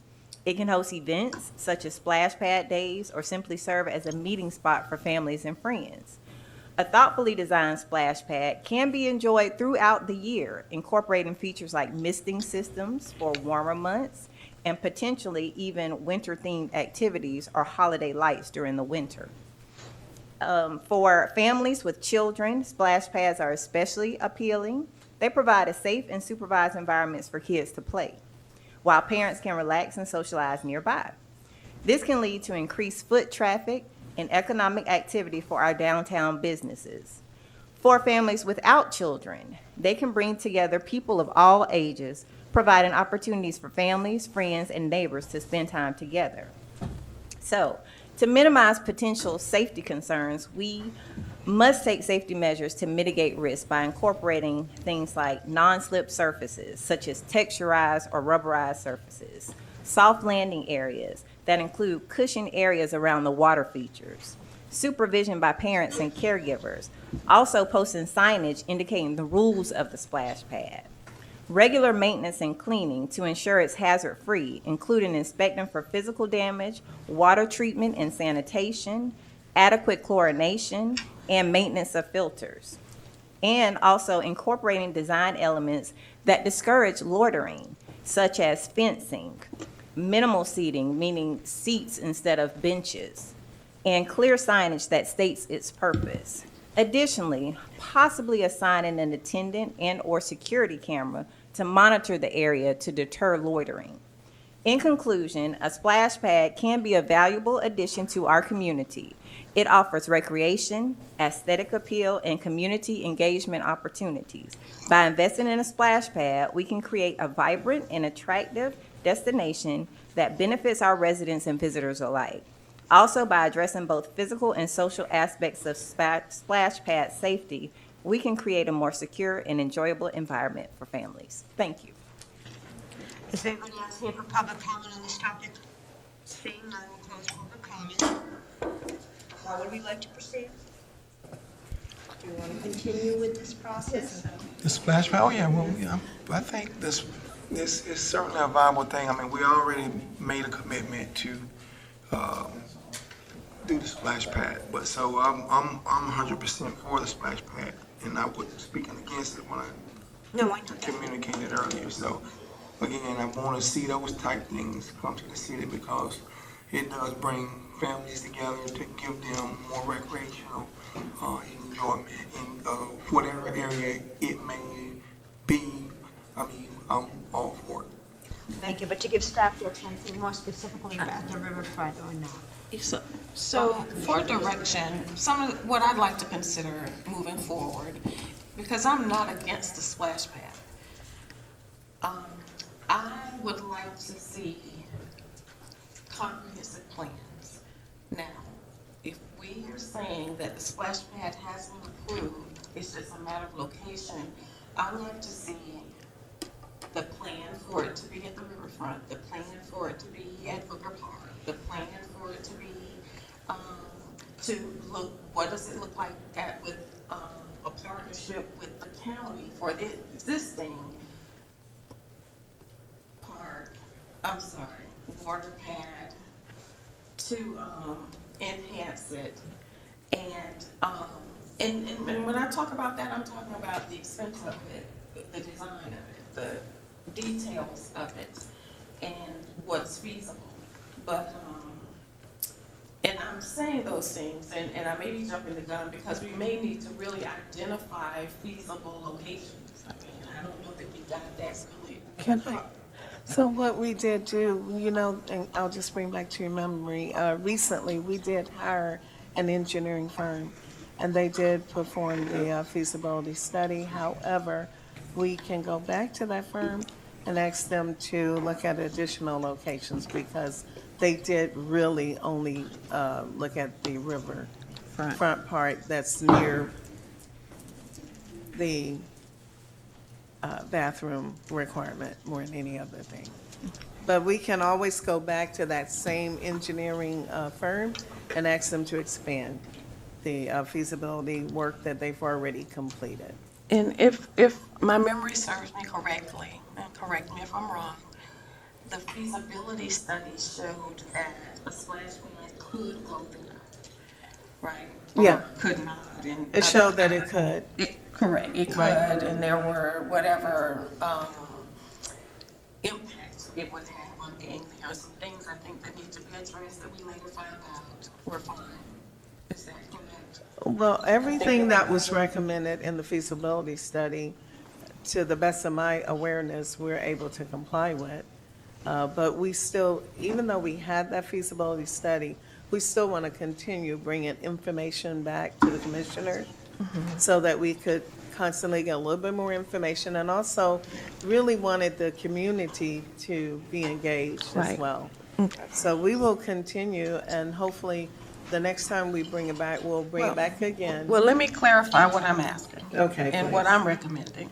Go ahead. I am recommending a presentation, a report that shows, because we got example splash pads, right?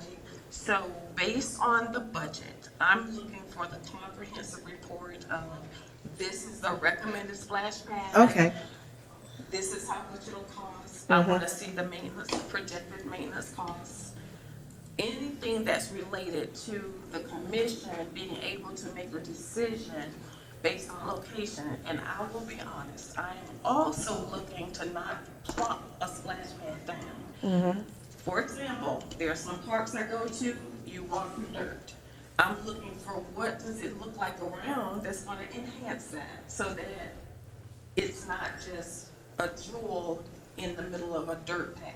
Yes. So I'm just being honest. We need to do this properly if we're going to do it, but we need to have all of that information to make the right decision. We will follow through, and the Okay. next time we bring it. I agree, and I have a question of Ms. West, because we do have a contract with Boathouse Marina to manage the riverfront plant, and. Correct. Does that present any issues? for Yes, it patients? does. That area is part of the POA for the contract that we have currently with the Palatka Boathouse Marina. I've been instructed by the city manager to reach out to council for PBM. I've done so, and we will engage in talks about how to amend that agreement. That space is theirs under the agreement for use. Okay, and that needs to be clarified. And just to kind of go on to Commissioner Davis's comments. The merchants have expressed concerns to me about what children coming into businesses after going to the splash pad, coming into businesses with their families, something like. So I just have to put that out there because it's been brought up to me. And the mess that we make. I'm just saying, I have to mention it because No, ma'am, I wasn't missing that. But what I do want to mention is, I think that we, as a city, our contracts that we enter, we need to do a better job. Because it appears that we get the bad end of these contracts when we are making them with other entities. It doesn't seem like it's working really in the city's favor. For example, who knew this? That Boathouse Marina, basically, now, for example, let's just say Blue Crab. So you telling me right now the Boathouse Marina actually is leasing out that space to the vendor? No, They have the right to? They possibly would, because if you think about it, the existing agreement particularly identified the park operating area. And that's why city attorney is trying to pursue we're trying to now look at that more carefully. So again, my statement remains, we need to do a better job at the front end of these contracts that we're signing, and we're not obligated one way or the other, because I didn't know that, I didn't have that knowledge, and because that is the prime location that I thought about. I was into on the board, and so what you're telling me now, that is a no for us. And we're discovering these things as we're moving forward. I mean, to be candid, as we are moving forward with the splash pad, that is one of the concerns that the city attorney said, hey, we better look more carefully at the agreement. And in doing that, also admittedly, these agreements occurred before myself was here, and I think also before even the city attorney was here. So we're coming behind the 8 ball on action that was taken, agreed upon, signed, and everything before we got here. Now that we're here and we're trying to proceed with the direction that we've been given by the commissioners, we find obstacles. And so my direction to city attorney is deal with it from a legalistic perspective, and let's see how we can correct these situations so that we can move forward with the direction from the commissioners. So That's where we are now. So, thank you for that, City Manager. City Manager, I do have this request going forward. Yes, sir. All of those issues, when it's presented from a commissioner, from this dais, immediately get on it, so we'll know before we're going back and forth, and we don't know what we could do.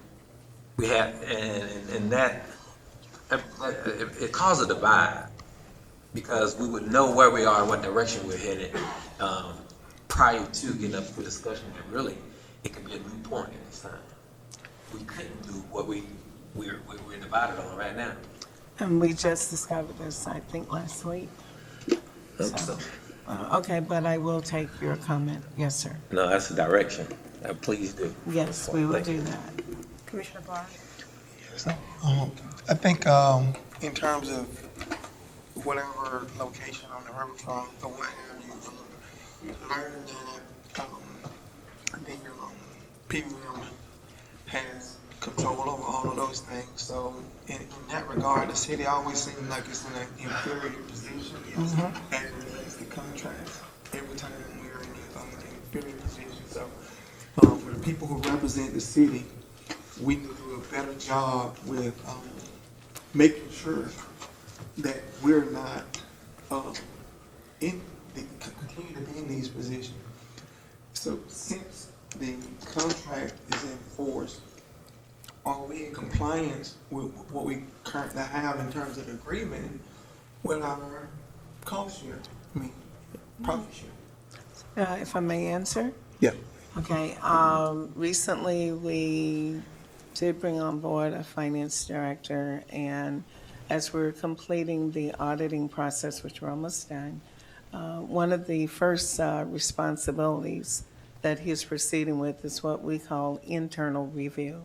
Internal review means that we are going to take these contracts that we have found, et cetera, review them, which we've already started doing, and then also scheduling, consistent with the agreement, the internal reviews to determine that we are being treated fairly, that all of the terms are being adhered to.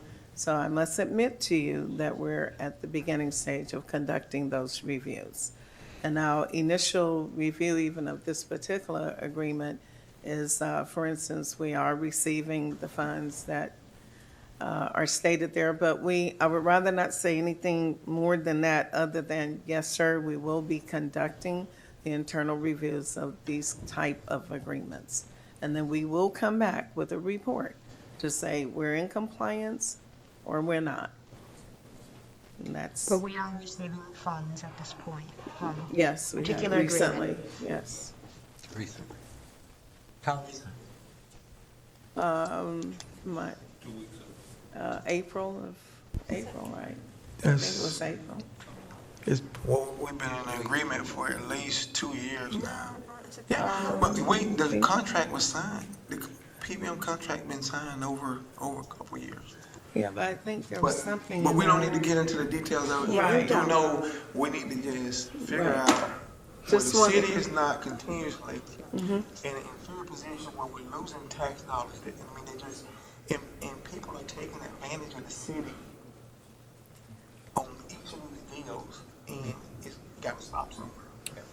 And so I just wanted to give you assurance that we have a strategy and a plan to review. Thank you. Is there any further discussion on the splash pad? Okay, we'll move on. City manager verbal report. Okay, she's already left. Oh, okay, well, you have that, the picture of the Hank Bryant place. And also, we had a person here from Putnam County Caring Association, but I Oh, guess she Georgia just left. left. I think Georgia left. Okay. You keep going? So if she gets to it, the picture, the real point is that the Hank Bryant bathroom is now open. We were just wanting to understand if the commissioners wanted to have a ribbon cutting ceremony. That's the picture, you just missed it. Because it took us almost 2 years to finally get it done, but it is done. So if that's where we are, it's finished and complete. So just wanted to give you that assurance, permitted and everything. So it's finally there. That's the bathroom. When I came on board 2 years ago, this was the thing that the commissioners were discussing vehemently about the bathroom at Hank Bryant Park. So it is there. The other item was to just speak about the city's approach with the homelessness situation. We had a person here for most of the meeting, so I guess she just left. There was a representative here from Putnam County Caring Coalition, and just want you to know that we are working with that coalition, trying to identify an alternate location. We think we found something, we're working on it, and we will come back with more details since she's not here. We've also had a number of citizens to send letters in about the quality of customer services that have been being provided by staff, and I really wanted to recognize Miss Amanda Hayes, who has gotten several letters about how she has dealt with the public. And so just want you to know. Positive letters. Positive letters, Just and to we're clarify. getting them routinely, we're getting a lot with the sanitation people recently, and we've gotten some with Public Works. So the training that Human Resources have implemented with all of us, we're starting to see better results of staff working together. All of us learning about sad hats. And she's not here either, so but we have all learned a lot recently over the past 2 months. And I just wanted to bring that to the attention of the commissioners, that we are following the recommendations that you provide to us. Thank you. Thank you. On to City of Palatka Financial Report for the 7 months ended April 30th, 2025. Mr. Peter. Good evening, Mayor. Good evening, Commissioners again. This is quick report, financial statements, revenue and expenditures for the general and enterprise funds. As of April 30th, it's 7. Can you enlarge that, please? Can you make it bigger? Yeah. As of April 30th, 7 months has passed, so it's 58% of the years. 58% is of year passed, of an annual budget of $77,708,000. We have materialized 24 million in actual revenues and 24 million actual revenues and 21 million actual expenditures, which is 31% of budgeted revenues and 27% of budgeted expenditures. Next, I'm going to go quickly through the general fund. Out of budgeted 23 million, we materialized 11 million of revenues. And when it comes to expenditures, we budgeted 23 million and we materialized 9.9 million. Next, I'll go back to the first one. And go back to the first. Yeah, the airport fund budgeted almost 5 million. We materialized in revenues 1.5 million and in expenditures 1.2, which brings net income of $320,000. ARPA funds budgeted and actual revenues is 266. ARPA money, we recognize revenues when we have an expenditure, so there is no net income. Golf course, 175,000 budgeted in revenues and expenditures. 68,000 in revenues recognized and 58 in expenditures recognized, which is $10,000 as net income. The only budgeted fund is Better Place Plan Fund that is operating in negative, which is kind of explainable because we expended and we get the grant money to recognize revenue or fund it from the different fund. So in Better Place Fund, from 14.9 million budgeted, we in revenues we materialized 1 million in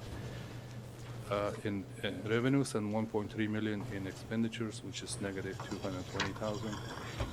Next goes let's go to sanitation fund, which is 4 million budgeted in revenues, 2.1 million in revenues recognized, and of course expenditures 4 million budgeted, 1.6 revenue recognized in expenditures, which gives us net income of $434,000.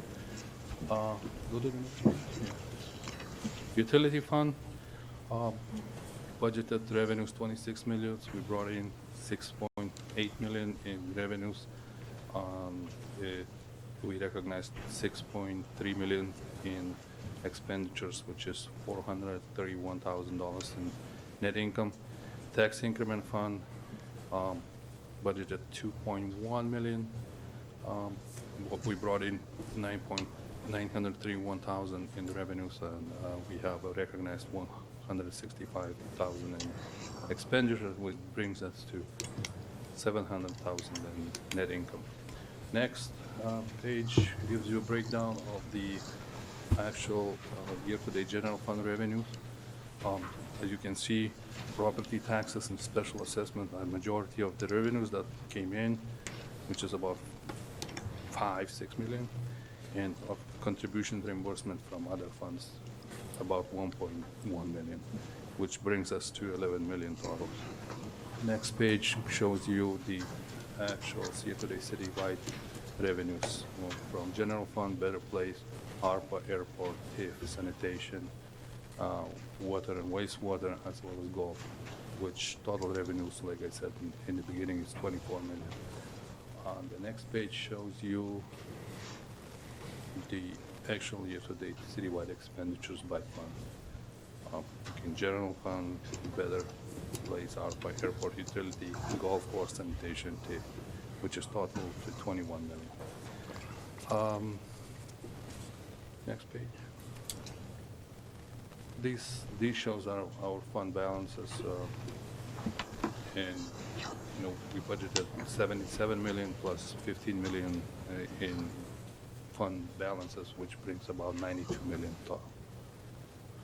If you have any questions, because the next ones are showing the line-by-line item, detail item for governmental funds, which is general fund, tax increment, better place in ARPA funds. Those are line item by line item comparison with actual to the budgeted results. And also we have enterprise funds, which is combined with utility, sanitation, airport, and golf course. So I don't know if you had a chance to review those reports and have I any did, questions. but I think Commissioner Davis does have a question. Please. Yeah, actually, a comment. Thank you for the detailed reports. A recommendation going forward with presenting the financials. And in your report, your project analysis, I think, provides us what we need to know.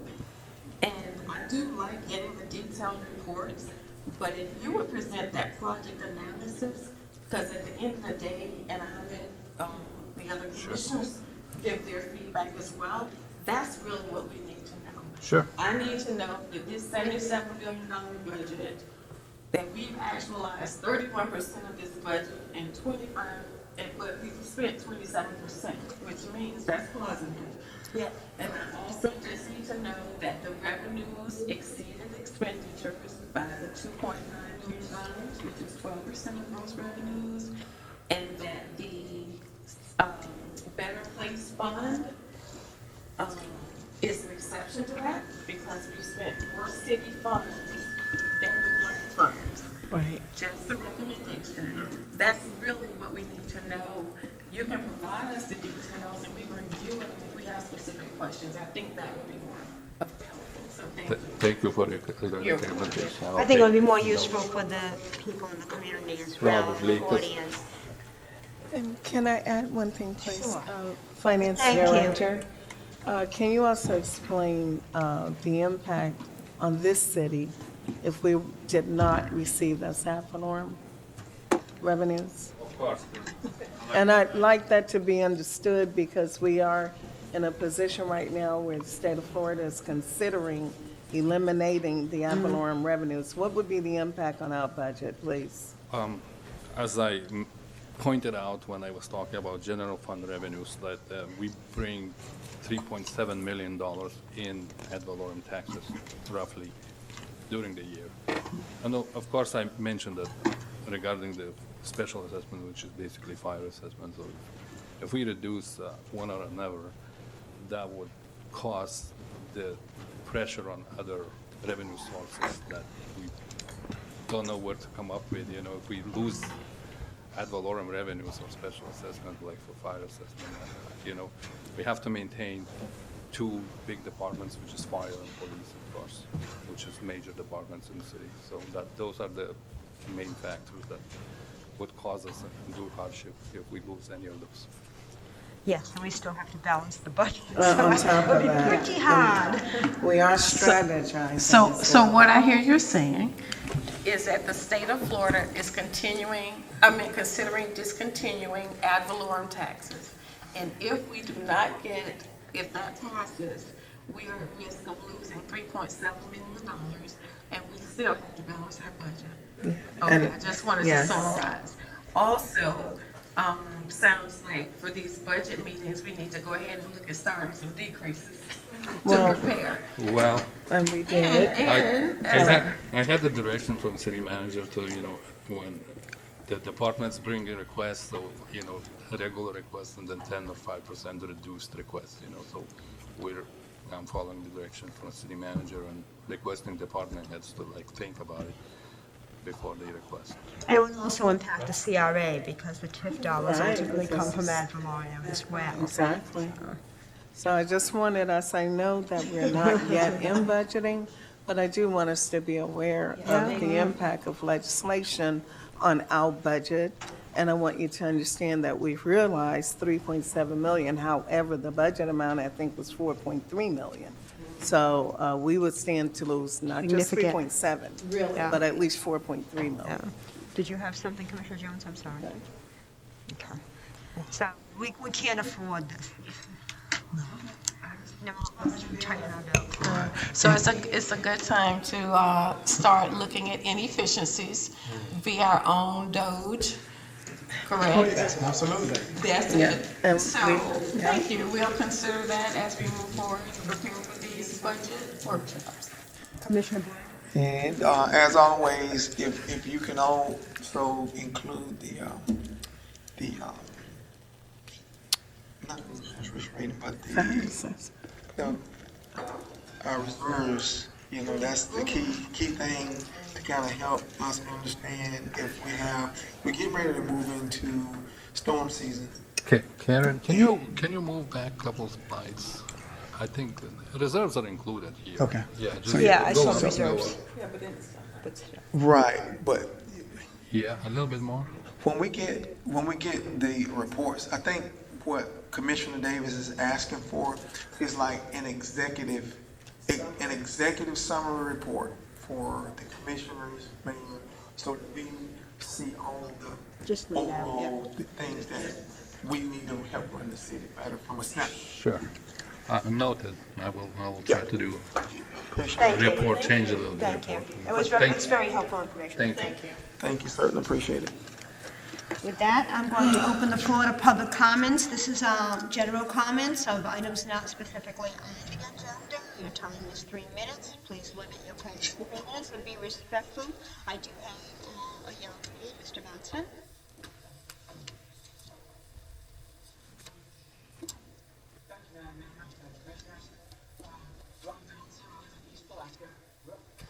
Rob Matson, I live in East Palatka. Wow, okay. I'm here in regards to the occupation of Palatka, Civil War living history that we're planning now for September of this year. When the event began in 2011, one of our regular participants was a cannon crew would come down from Fort Clinch State Park in Fernandina with an artillery piece, and it was really popular. They do firing demonstrations on Friday and Saturday. About 2016, 2017, that stopped. They got a new manager at the park who said no, he didn't think it was a good use of park personnel. They were a very popular feature of our event. Since then, it's been pretty much hit or miss for us to try to get a cannon. I've tried to attract, some of the other groups I know. Some years they can make it, some years they can't. 2 months ago, I was contacted by some friends and colleagues who either work at or volunteer at Fort Clinch Park, and there's a new manager, and he is now amenable to sending a crew down. But the way that works is, the way it worked historically and the way it would work now, is they need an invitation from the city. I don't quite know what it is, but evidently if a government agency requests them to come down, they can do it. If Putnam County Historical Society would do it, request, they'd say, no, we can't. So it's evidently a government-to-government kind of thing. I've been working with Eddie and his staff, and he's asked that I appear before you just to ask, how can we make that happen? We need a request to Fort Clinch State Park from the city to inviting them to send an artillery crew down for our occupation of Palatka. This would be for Friday the 26th of September, school day, and Saturday the 27th for the general public day. We don't make noise on Sunday out of respect for the churches and all, so we just have a little more low-key event on Sunday. That's it. Okay, thank you, Mr. Matson. And I guess it would be a matter of drafting the letter. Yes, and ma'am. if this commission board approves it, and that will be that. I'll make sure that we follow up. Okay, thank you. Get his contact. Thank you. Thank you. Is there anybody else here for public comments? Seeing none, we'll close public comments. That was the staff response and commission response to that, so we don't have to go for. Consent agenda, we've had request to pull item F. Yeah. Is there items to be pulled from the consent agenda? Oh, hold on. Okay, I'll be in touch. Thank you.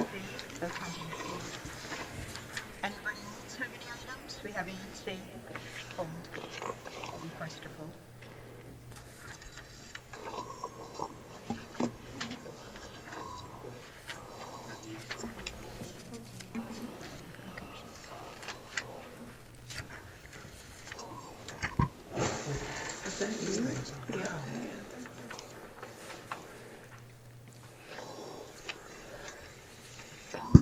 Okay, I can address Well, Well, we need to, yes, I was waiting for Commissioner Davis, Oh, I'm who's sorry. still looking. I'd like You're to good? make, Okay, then we do need a motion. I'd like to make a motion that we approve all the items with the exception of A and C. We have a motion, second. All in favor?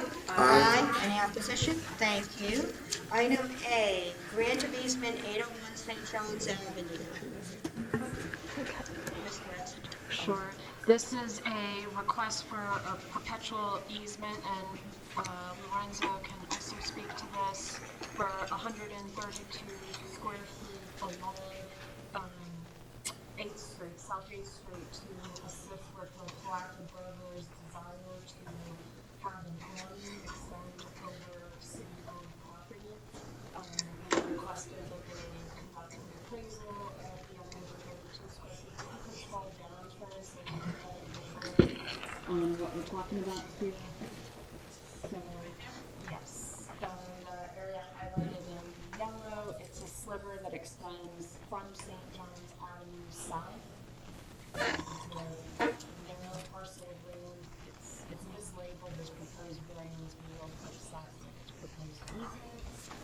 The appraisal is for $750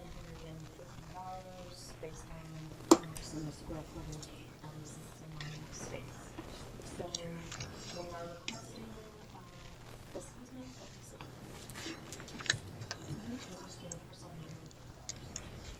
That's on the sidewalk? There's sidewalk, if you scroll down, go through the appraisal, There's a sidewalk next to that building. Director of There is Planning. there is a sidewalk, but it's actually for the roof line canopy to extend over it, not anything else really. Go ahead, I'm sorry. Good evening, Commissioner. Yeah, I can give you a little bit of background to this. Yeah.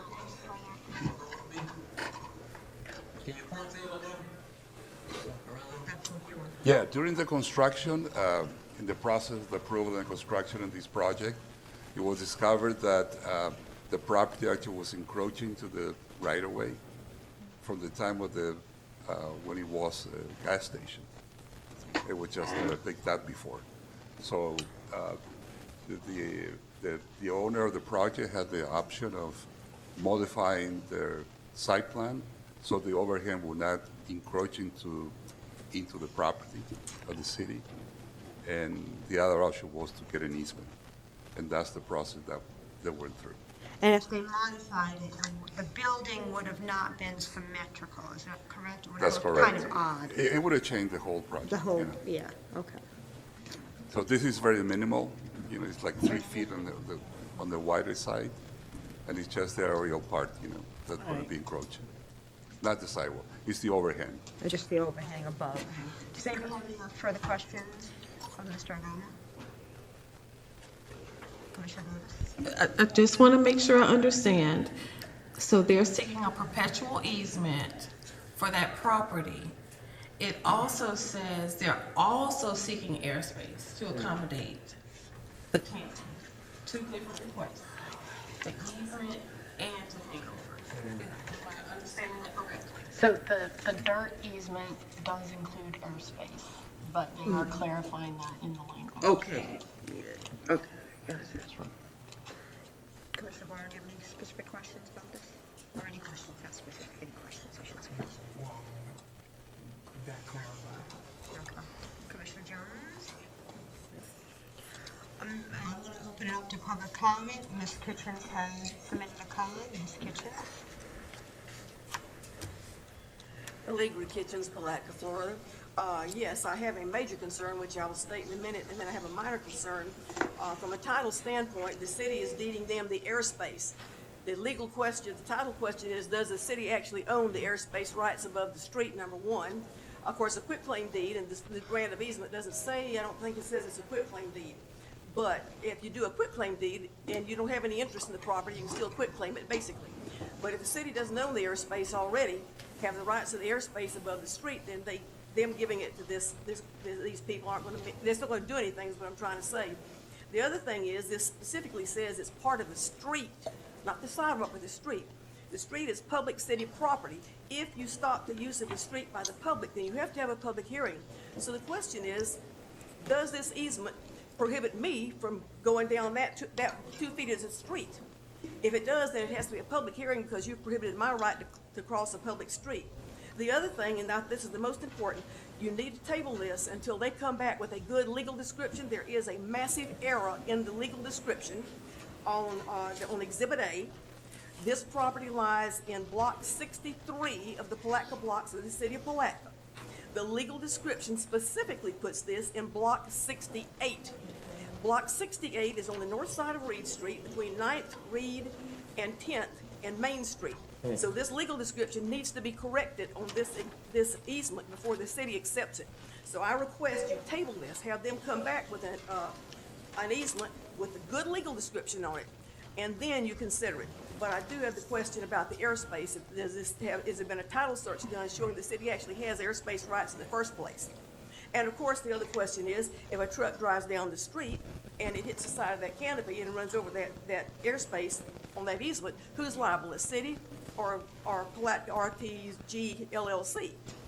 And the fact that the previous canopy extended over the street, this one should not extend over the street either. Cemetery be darned, who cares? Knock that couple of feet off, don't let it extend over this street. So yes, I have concerns, but the main thing is the error in the legal description that must be corrected. And I request you table this till the next meeting or until they get a corrected grant of easement for you. Thank you. Thank you. Is anybody else here for public comment? Okay, saying no, we'll close public comment. So with that, Okay, and again, the dirt easement, and it's not a quitclaim deed, it's an easement, the dirt includes the airspace. Your dirt, when your house is, includes the airspace above your house. It does not extend into the street. However, to the extent that there's an issue with the legal description, we would want our title examiner to examine that, and so I fully support that. the table. Table it so we can have a county examiner Okay. check that. Okay, who wants to make a motion to table? I move to table this item until we get the description corrected. Second. This motion is second, all in favor? Aye. Aye. Any opposition? Thank you.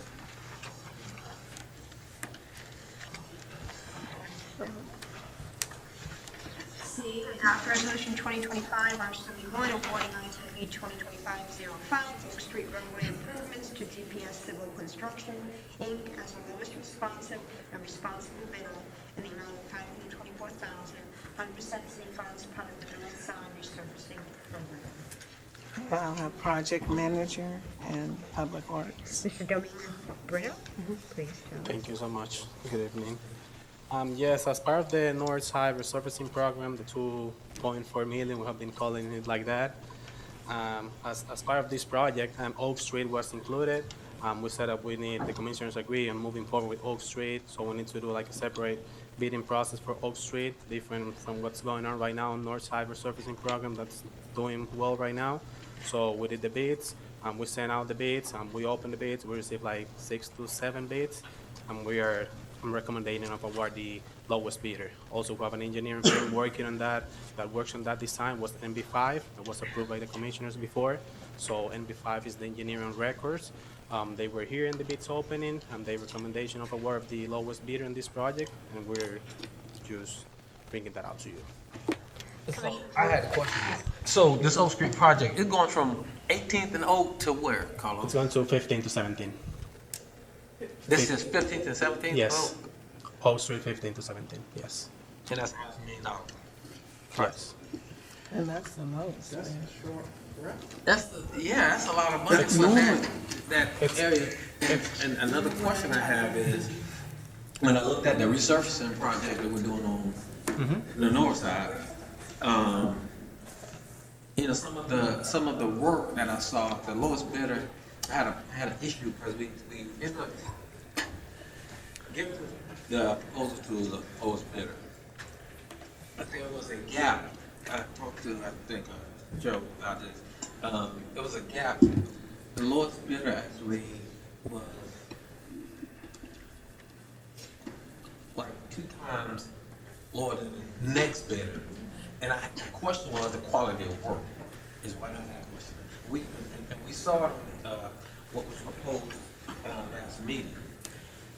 I wasn't prepared to ask a question, so I was going to ask it to him offline. But it comes back to me here with this project being a shorter scope project and design work costs way more than I would have expected to approve. And with this being the lowest bidder at $500,000, help me understand. Yes, there's a different scope of work because in the north side we're just milling and resurfacing, right? So in here, it's also includes like the sidewalks, it's going to include like the drainage and all that, so all that is included. It's not just milling and resurfacing. I don't know if I'm missing anything else, Joe, but it's included, not just like milling and resurfacing. It's not that. So that's why. So to follow up, making sure we're getting the bang for our buck. The city manager and I took a ride out after we got a call from a citizen. It was a commissioner initiative. And they were showing us the quality of work, which was part of this talk to Joe. Right. And I was displeased tremendously because it feels as if attention to detail is being placed in some areas and not others. And it's a quality of work. Now, just on this commissioner's, I want to say we want the same type of work being done throughout the city. We don't want to, like I said, change on us where someone bid low to get the job, and then when you come back, they have to come back and redo the work, or when they get there, they go, hey, it's more detailed, it's going to get first thought of, just to get the job. We want to make sure that it's good. But I really think I want to see this project open on Oak Street because that is a lot of money on 3 or 4 blocks, and that's a third of the money that we spend on the entire side. Also, the engineering estimate for the project was around that price, was around $500,000. The engineering estimate, the engineering firm that did the design, they estimated it was about to be the price for that project, to be honest. So, and again, it's not only including like the streets, it's also going to construct the sidewalks, the drainage improvement, and all that stuff. So, and you're the subject matter expert, and that's what I'm asking in this form. So, that attention to detail is not being done on those other roads that we named to be on the research project. The attention to the curb, the drainage, and things of that nature. Because what we did see is the sewer lines were above the road lines, and it wasn't symmetrical. And then when you go into the curb, the pavement actually narrows from like 1.5 inches to nearly a half inch. Yes, on the north side resurfacing, I was talking to you last week, and they're fixing that part, but it does not include a drainage improvement and all that stuff. It's just milling and resurfacing. The north side, what we're doing right now. That's the difference. That was, we were sent out on the bid, which is milling and resurfacing. That's why, that's the difference. But they're repairing what Commissioner Jones. Yes, they're working on that. They're yes. going to work on that. Yes. That kind of work, right. But they're going back and repairing it. Yes. Yes. Public Works is here and can address that more succinctly, if you may. And so that they can understand that this is 2 different items. Absolutely, 2 incredibly different. I understand that. We do understand that. We understand that. I just wanted to bring it out that Yes, sir. the expectations, when quality of work, we want to see the same quality of work. Correct. That is correct, sir. We do too as well. So let me ask you this. Sure. because I didn't really get feedback. When we went out, I'm specifically on North 10th, 9th Street. Yes, sir, by the church. Yeah, yes, because that was those people complaining. So what took place there? Okay, so what takes place in that particular intersection is almost 2 years of patches over time. We have some sewer systems that have since been lined, so we stopped the problem, but we had to get through there to line the stormwater system and to line the wastewater system. So those have been completed. So the patches you're seeing are a result of coming out and patching it quickly to make sure we don't have any accidents. A few months later, coming out, patching another one, a year later, coming back for another one. So it's difficult because the plan was always to try to patch that whole intersection. So the current company that we're using now to do the north side has just agreed to go over there. He milled it, and he's going to do that whole intersection for us at no additional cost. And that's not part of his list. So they are a very good company, and we expect zero change orders from what we're doing. So to delineate the difference between what we're doing here and what we're doing over on Oak Street, they're doing the entire stormwater system for those 3 blocks in ground.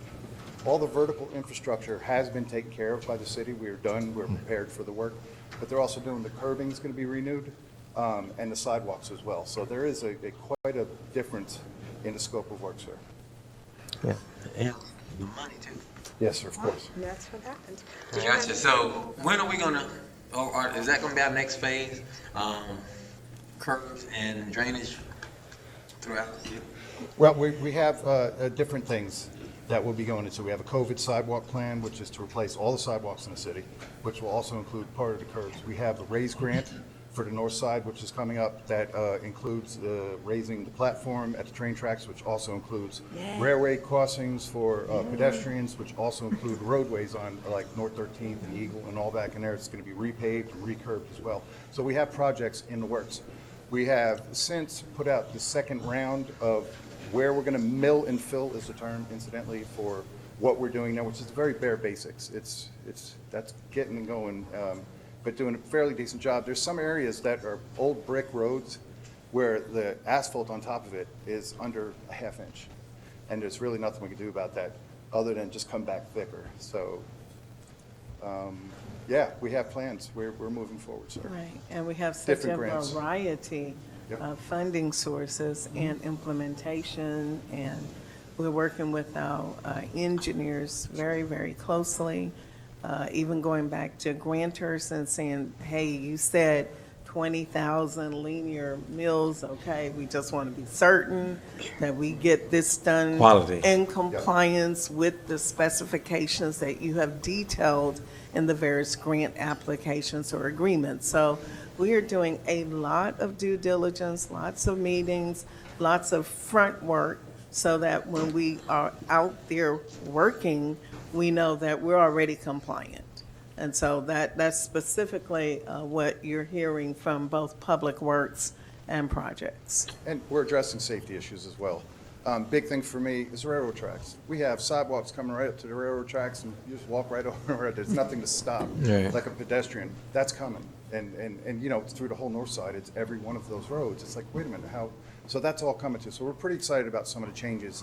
And the road grants are going to handle right up to the tracks in certain areas. So they'll get repaved because we know that's some of the rougher areas through there. So that's all in the very near future. This isn't something we're talking about.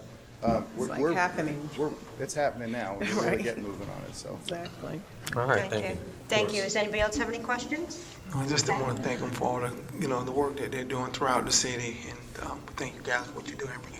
Thank you. We appreciate it. Is anybody here for public comments? Oh, sorry, go ahead. I would like to address something else. I know when we work with grants, Joe is saying like, okay, we're moving forward.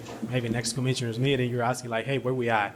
We're working with grants. We need to be patient. I mean, we're in the design phase. Design phase take a lot of times. We need to get permits, all that stuff. Then send that back to the grantor. Sometimes they take a while to reply back like, okay, you need to fix this in the design. So it needs to go back to the engineering. Fix this, fix that, okay, send that back, okay, we agree all that, so, Oh, yeah. Get it right. Thank you. Thank you. Go ahead, did you have something? No comments, I was gonna make a motion. I was just going to ask if, any public comment on this item? Seeing none, we'll close public comment. Do we have a motion to approve? Motion to approve. Second. We have a motion and a second, all in favor? Aye. Thank you. Do we want to take a recess? Okay. On to policy for funding non-profit requests.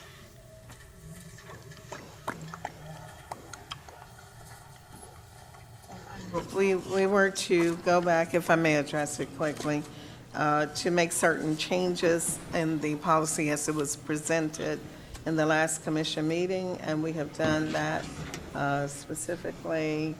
Was regarding the, you remember it right? Claire? Religious organizations. Religious organizations, so we added a clause in the eligibility criteria to reflect what the commissioners asked for the last time. Yep. And we'll have an opportunity to read it, and does anybody have any questions? Do we have a motion to approve? Motion to approve. Second. The motion is second, all in favor? Aye. Any opposition? Thank you. Discussion direction playground equipment. Yes, Public Works can come up. Please come up. Please. Hopefully you guys have. Pretty busy. It's the story of our life. You never stop. So we've got 3 quotes for 3 different types of playground equipment. It's a very difficult decision. I understand that we absolutely need some direction. I personally, I looked at the designer of Public Works. You know, we have 60 employees or so. When I talked to some of the employees who have young children and what would normally attract them to the park, and I showed them the slides and the same stuff we think of the type they would like. So I'm a bit partial towards them. However, I would love to have some good direction, and it's to be quick moving from here once we get approval from the esteemed commissioner, and we can really get going on that front part. We accommodate adults now. Does anybody have any questions on any of these options? And I just want to confirm what I see. I don't see any wood. No. Amen. That's exactly correct. is there any ability for accessibility in the future, or is there any incorporated into now for specials? What was, we budgeted last year to replace some of this equipment. We can't put all the equipment in the park. However, with all 3 of the companies that I chose to give us quotes, came up with a comprehensive plan for what we can do. Okay, that's what I'm asking in So the yes, future. there is a plan. So the thing you pick or choose or feel comfortable with is going to be the thing we continue on with. And we have some great ideas, and I would love to present. Let's just call it phase 2 for a conversation, but not really. But for the future, I'd love to show you some things and some ideas, and they all have some real ideas of how to move forward. This is currently going to replace 4 pieces of equipment. The swing set, which also has the department for years, who's up to be part of it, of course. A couple of balancing type things, and a climbing situation with the slide. As you know, the slide coming down off the hill, it's incredibly not great. We need to do away with that. We're going to do away with that and clean up the hill. But as you'll notice, the climbing things, which kids just happen to love, all have slides on them. So that was one of the requirements as well. So they have all the elements that were there. Zip line Spain, love the zip line. Yeah. Everybody does. It's a huge attraction. Right. So that's not going anywhere regardless of what we do, of course. But it's colorful.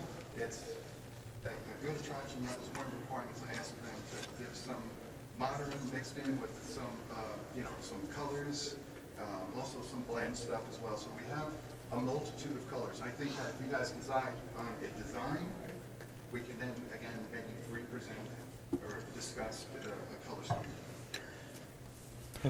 How about soft landing area? What do we have for landing? Okay, so currently we use a playground grade mulch. It doesn't splinter, it doesn't cause splinters on children, and it's compactable, it's like walking on a sponge. We currently have it in here too. It's a different grade. It's actually designed and approved by the government for playgrounds and young children. Now, question came up.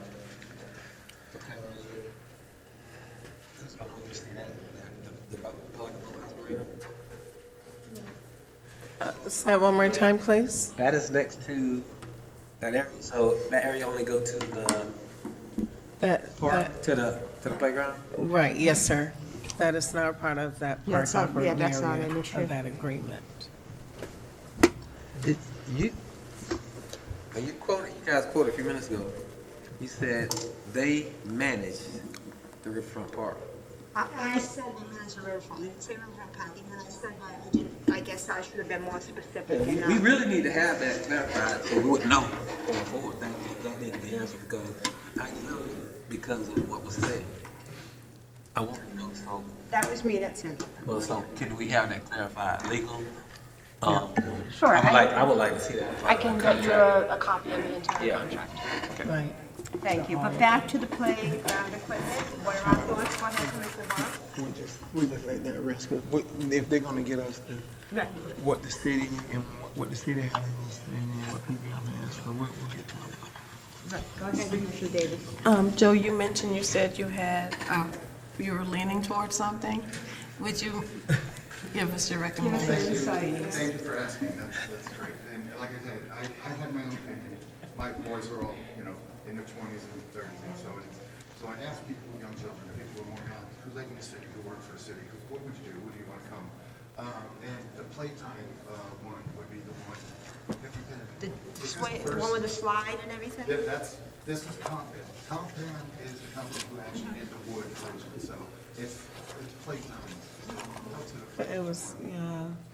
That's the play, that's the element, of course. So- Everything but the one we want. Don't look like, yeah, because it was presented previously, but it didn't get put back in this one. It was the first one. Okay. It's called It's the Playtime. company that did it. There was 3, I said, over. Yeah, but only 2 are in here. Yeah, that's thing for play.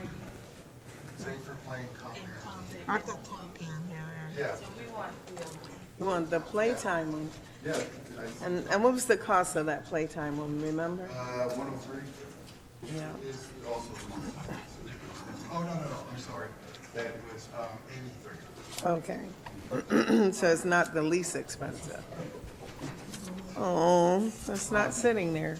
It's not in there. Okay. It was in there for the good friend. I know we were out sick for a moment, so perhaps. So at this point, we can unfortunately have to bring it back again with the, That seems a shame, though, What because can we people have do? really been concerned about the equipment, and I'm going, yeah. Did we have it Special meeting next week. oh, let's just bring it. Well, let's just add playground to it, why not? Thank you so much, legal. I appreciate it. I don't know. Oh, my God. That's okay, don't worry, no worry. Okay, so we'll add playground to the special call meeting. Yeah, we'll just add it, Playground. please. Yeah. We'll just need you to. We appreciate it. Notice. Yes. Get it over to me, it shows it. Yeah, you would need to update the notice. Right. Thank you. Thank you. On to presentation acceptance of the CRA annual financial audit for 2023-24. And also, before Finance Director starts, I just want you to know that this is an improvement compared to prior years, that we're actually seeing this in May. Go ahead. This is going to be the last item for me tonight, so bear with me. So part of the audit, our auditors, HCD, and certified public accountants and consultants, they auditing CRA, and they prepare the audit for our community redevelopment agency, which is in a draft form. We agreed with it. There's no findings. There's a clean opinion and modified opinion that they presented for CRA. This is component of our main city audit, so this is one part of it. Okay. I don't know if you remember last time was golf course. They didn't prepare a financial report for golf course. We just had the agreed on procedures to look at if revenue is correctly reported to the city. But this is final report for draft report for the CRA. So with no findings, no material weakness, no any findings on this. Okay. So I would like you to see, review it and maybe approve it. Okay, thank you. Yeah. First of all, this is great news. I move that we approved the annual financial, I'm sorry, am I in the Yes. The annual financial report. We have As a, presented. we have a motion. Do we have a Second. We have a motion, a second, all in favor? Aye. Any objection? No. Thank you. By the way, last week, the auditors gave us the PGA also report, but it was late, and we couldn't agree with, we couldn't communicate with PGA yet, and we couldn't put it on time, but it's there already. That's another component unit of city financial, so we'll bring it next time. We probably will bring it total report in June, unless you want to put it in special. No. It'll be in June. Thank you. Oh, my God. Good night, Commissioners. Thank you. Thank you. Going on to public hearings, ordinance 2025-11, reversion. Insurance companies in compliance with Florida statute 205.2042. Right, so you don't have to read it the whole thing full again because you read it the first time. Okay. Is there anybody there for public comment on this item? Seeing none, public comment, do we have a motion? I move that we adopt ordinance 2025-11. Second. There are motion and second, all in favor? Aye. Any opposition? Thank you. Commissioner Davis? I'm going to make this brief because I'm going to talk about the Girl Scouts who are going to stomp Palatka. So June 7th, 2025, 2:30 to 4 p.m., we are having a Girl Scout meet and greet activity. But what I really want to share is a note that we received today from April Entry to the recruitment manager from the Girl Scouts of Gateway Council. She received and secured approval to cover the full cost of every adult's first year membership and their daughter's membership with a commit to co-leading a single grade level troop from September 25 through October 2026. So that is no financial responsibility to anyone who agrees to co-lead, and if that co-leader is a daughter, the daughter does not have any financial obligation for this year's membership.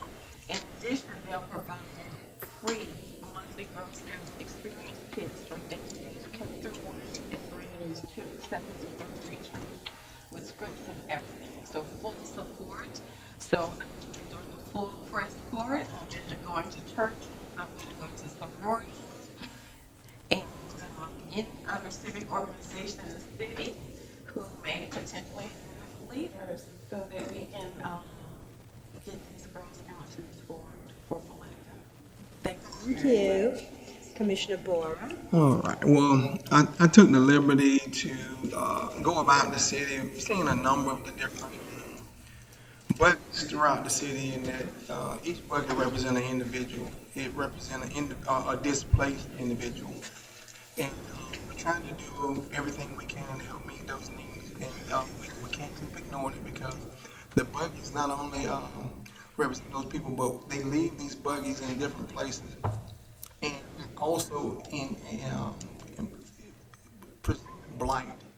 And so I picked up 6 buggies. That's why they were on the back of the truck. Yeah, 9th and Main, Wells Street, Powell Street, and also Bates, and there's a couple on North Main and North Main Street. And then there's a couple more. But I spoke to that to speak with the public works, Mr. Joe Frick, and said they gave me the blessings to dump because I'm gonna take them to the landfill, and so he just told me I can just dump them off down at the public works. And so I'll be doing that. But I think as a community, we need to continue to do whatever we can to make improvements to have what type of life it is. And so I took the liberty to continue to do that. I had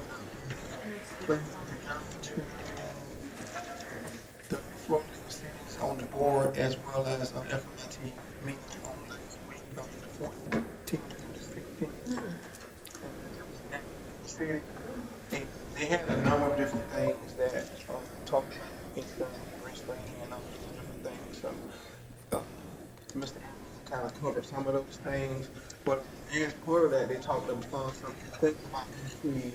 BC3 was there, and they talked a lot about various things, key steps that cities can take in order to help improve their cybersecurity posture. And so I'll be passing this on, and you guys can make some take on, and also make a copy and give to commissioners and stuff. When you have to do some of these things to help improve your cybersecurity protection, personally and professionally. Thank you. Commissioner Jones? Yeah, this is concerning the city manager's evaluation process. In our last meeting, Commissioner Davis mentioned that that was coming. But I want to bring a point of clarity that the city manager only being solely city manager since we have a finance director now. So the question is, would it be fair to actually evaluate her solely on the city manager's responsibility and role, and which would be basically starting like this one and rolling? That's the only way I think it could be fair. Yeah. I think we all Respond. Thank you. I did not consider that. I thought I reached out, and I don't know the exact date. I did ask the city manager, and at the end of the day, what I did was I sent an email to the HR manager for clarification and direction for us as well. So, but that's a good point, because we do only need to review from the point that you are 100% right. May hold you accountable. Thank you, Commissioner. Thank you.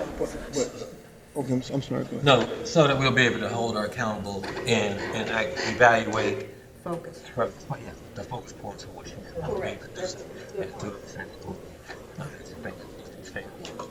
Commissioner Warren, did you want to? And two, I think we just need to be clear on, we can't evaluate her on anything until there's an agreement between the city manager and the commission because you gotta have an agreement that within the scope of work that needs to be delivered and moving forward, I think.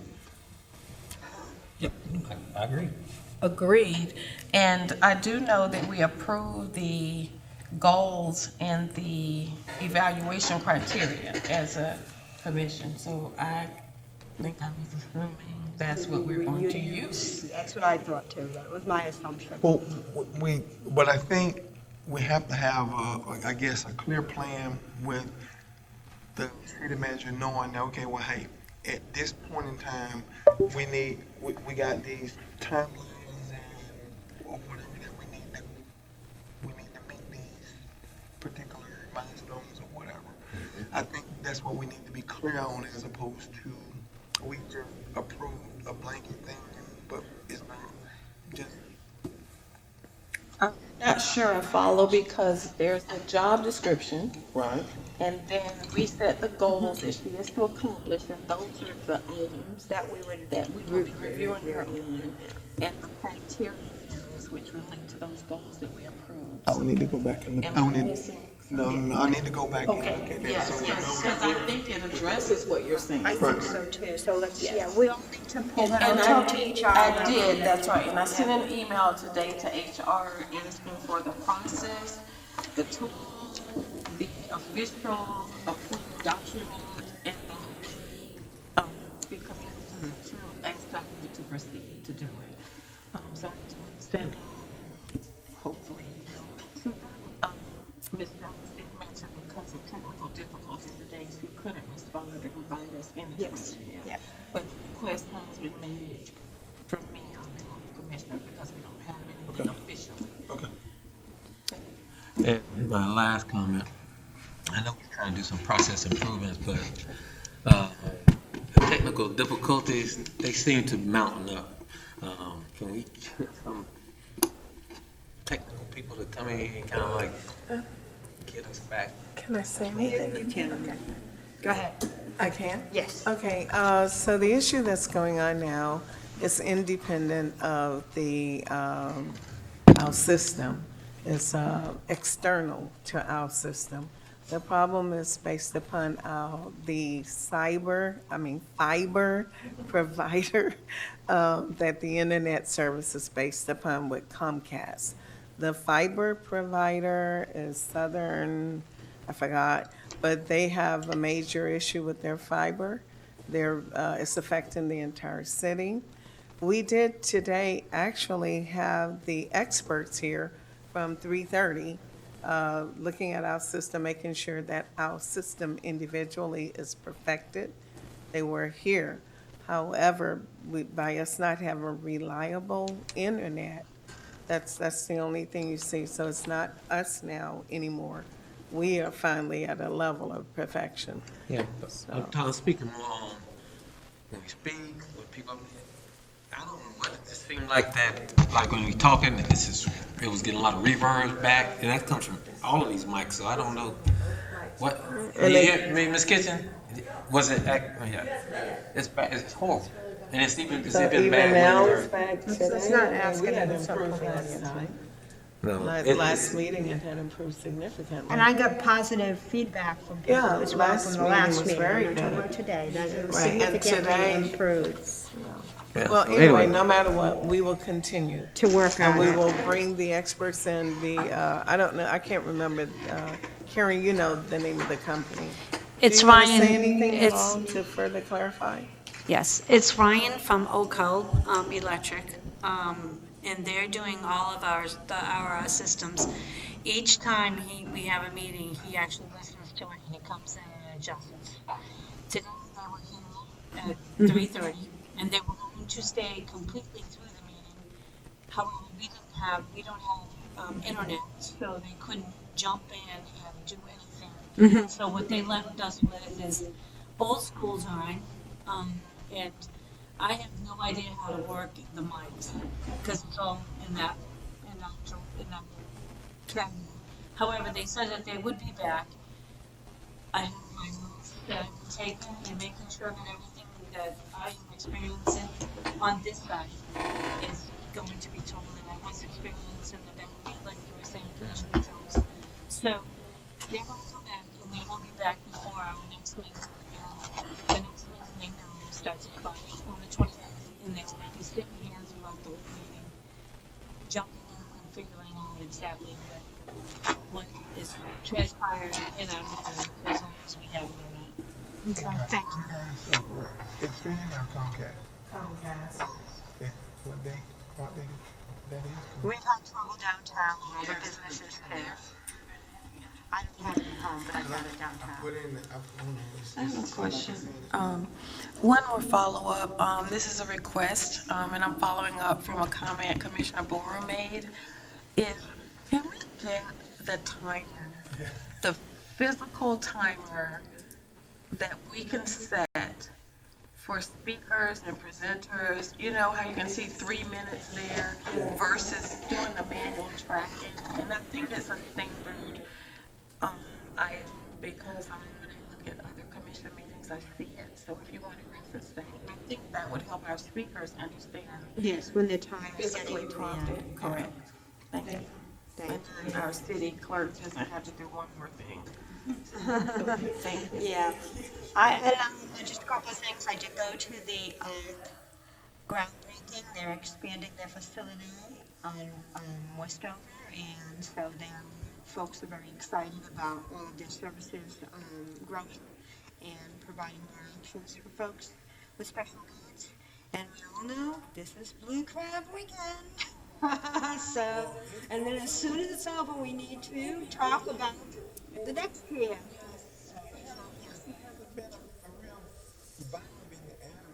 No, it hasn't, but it is here. No, it's happening, so. I think, is there anything else? We have a motion to adjourn.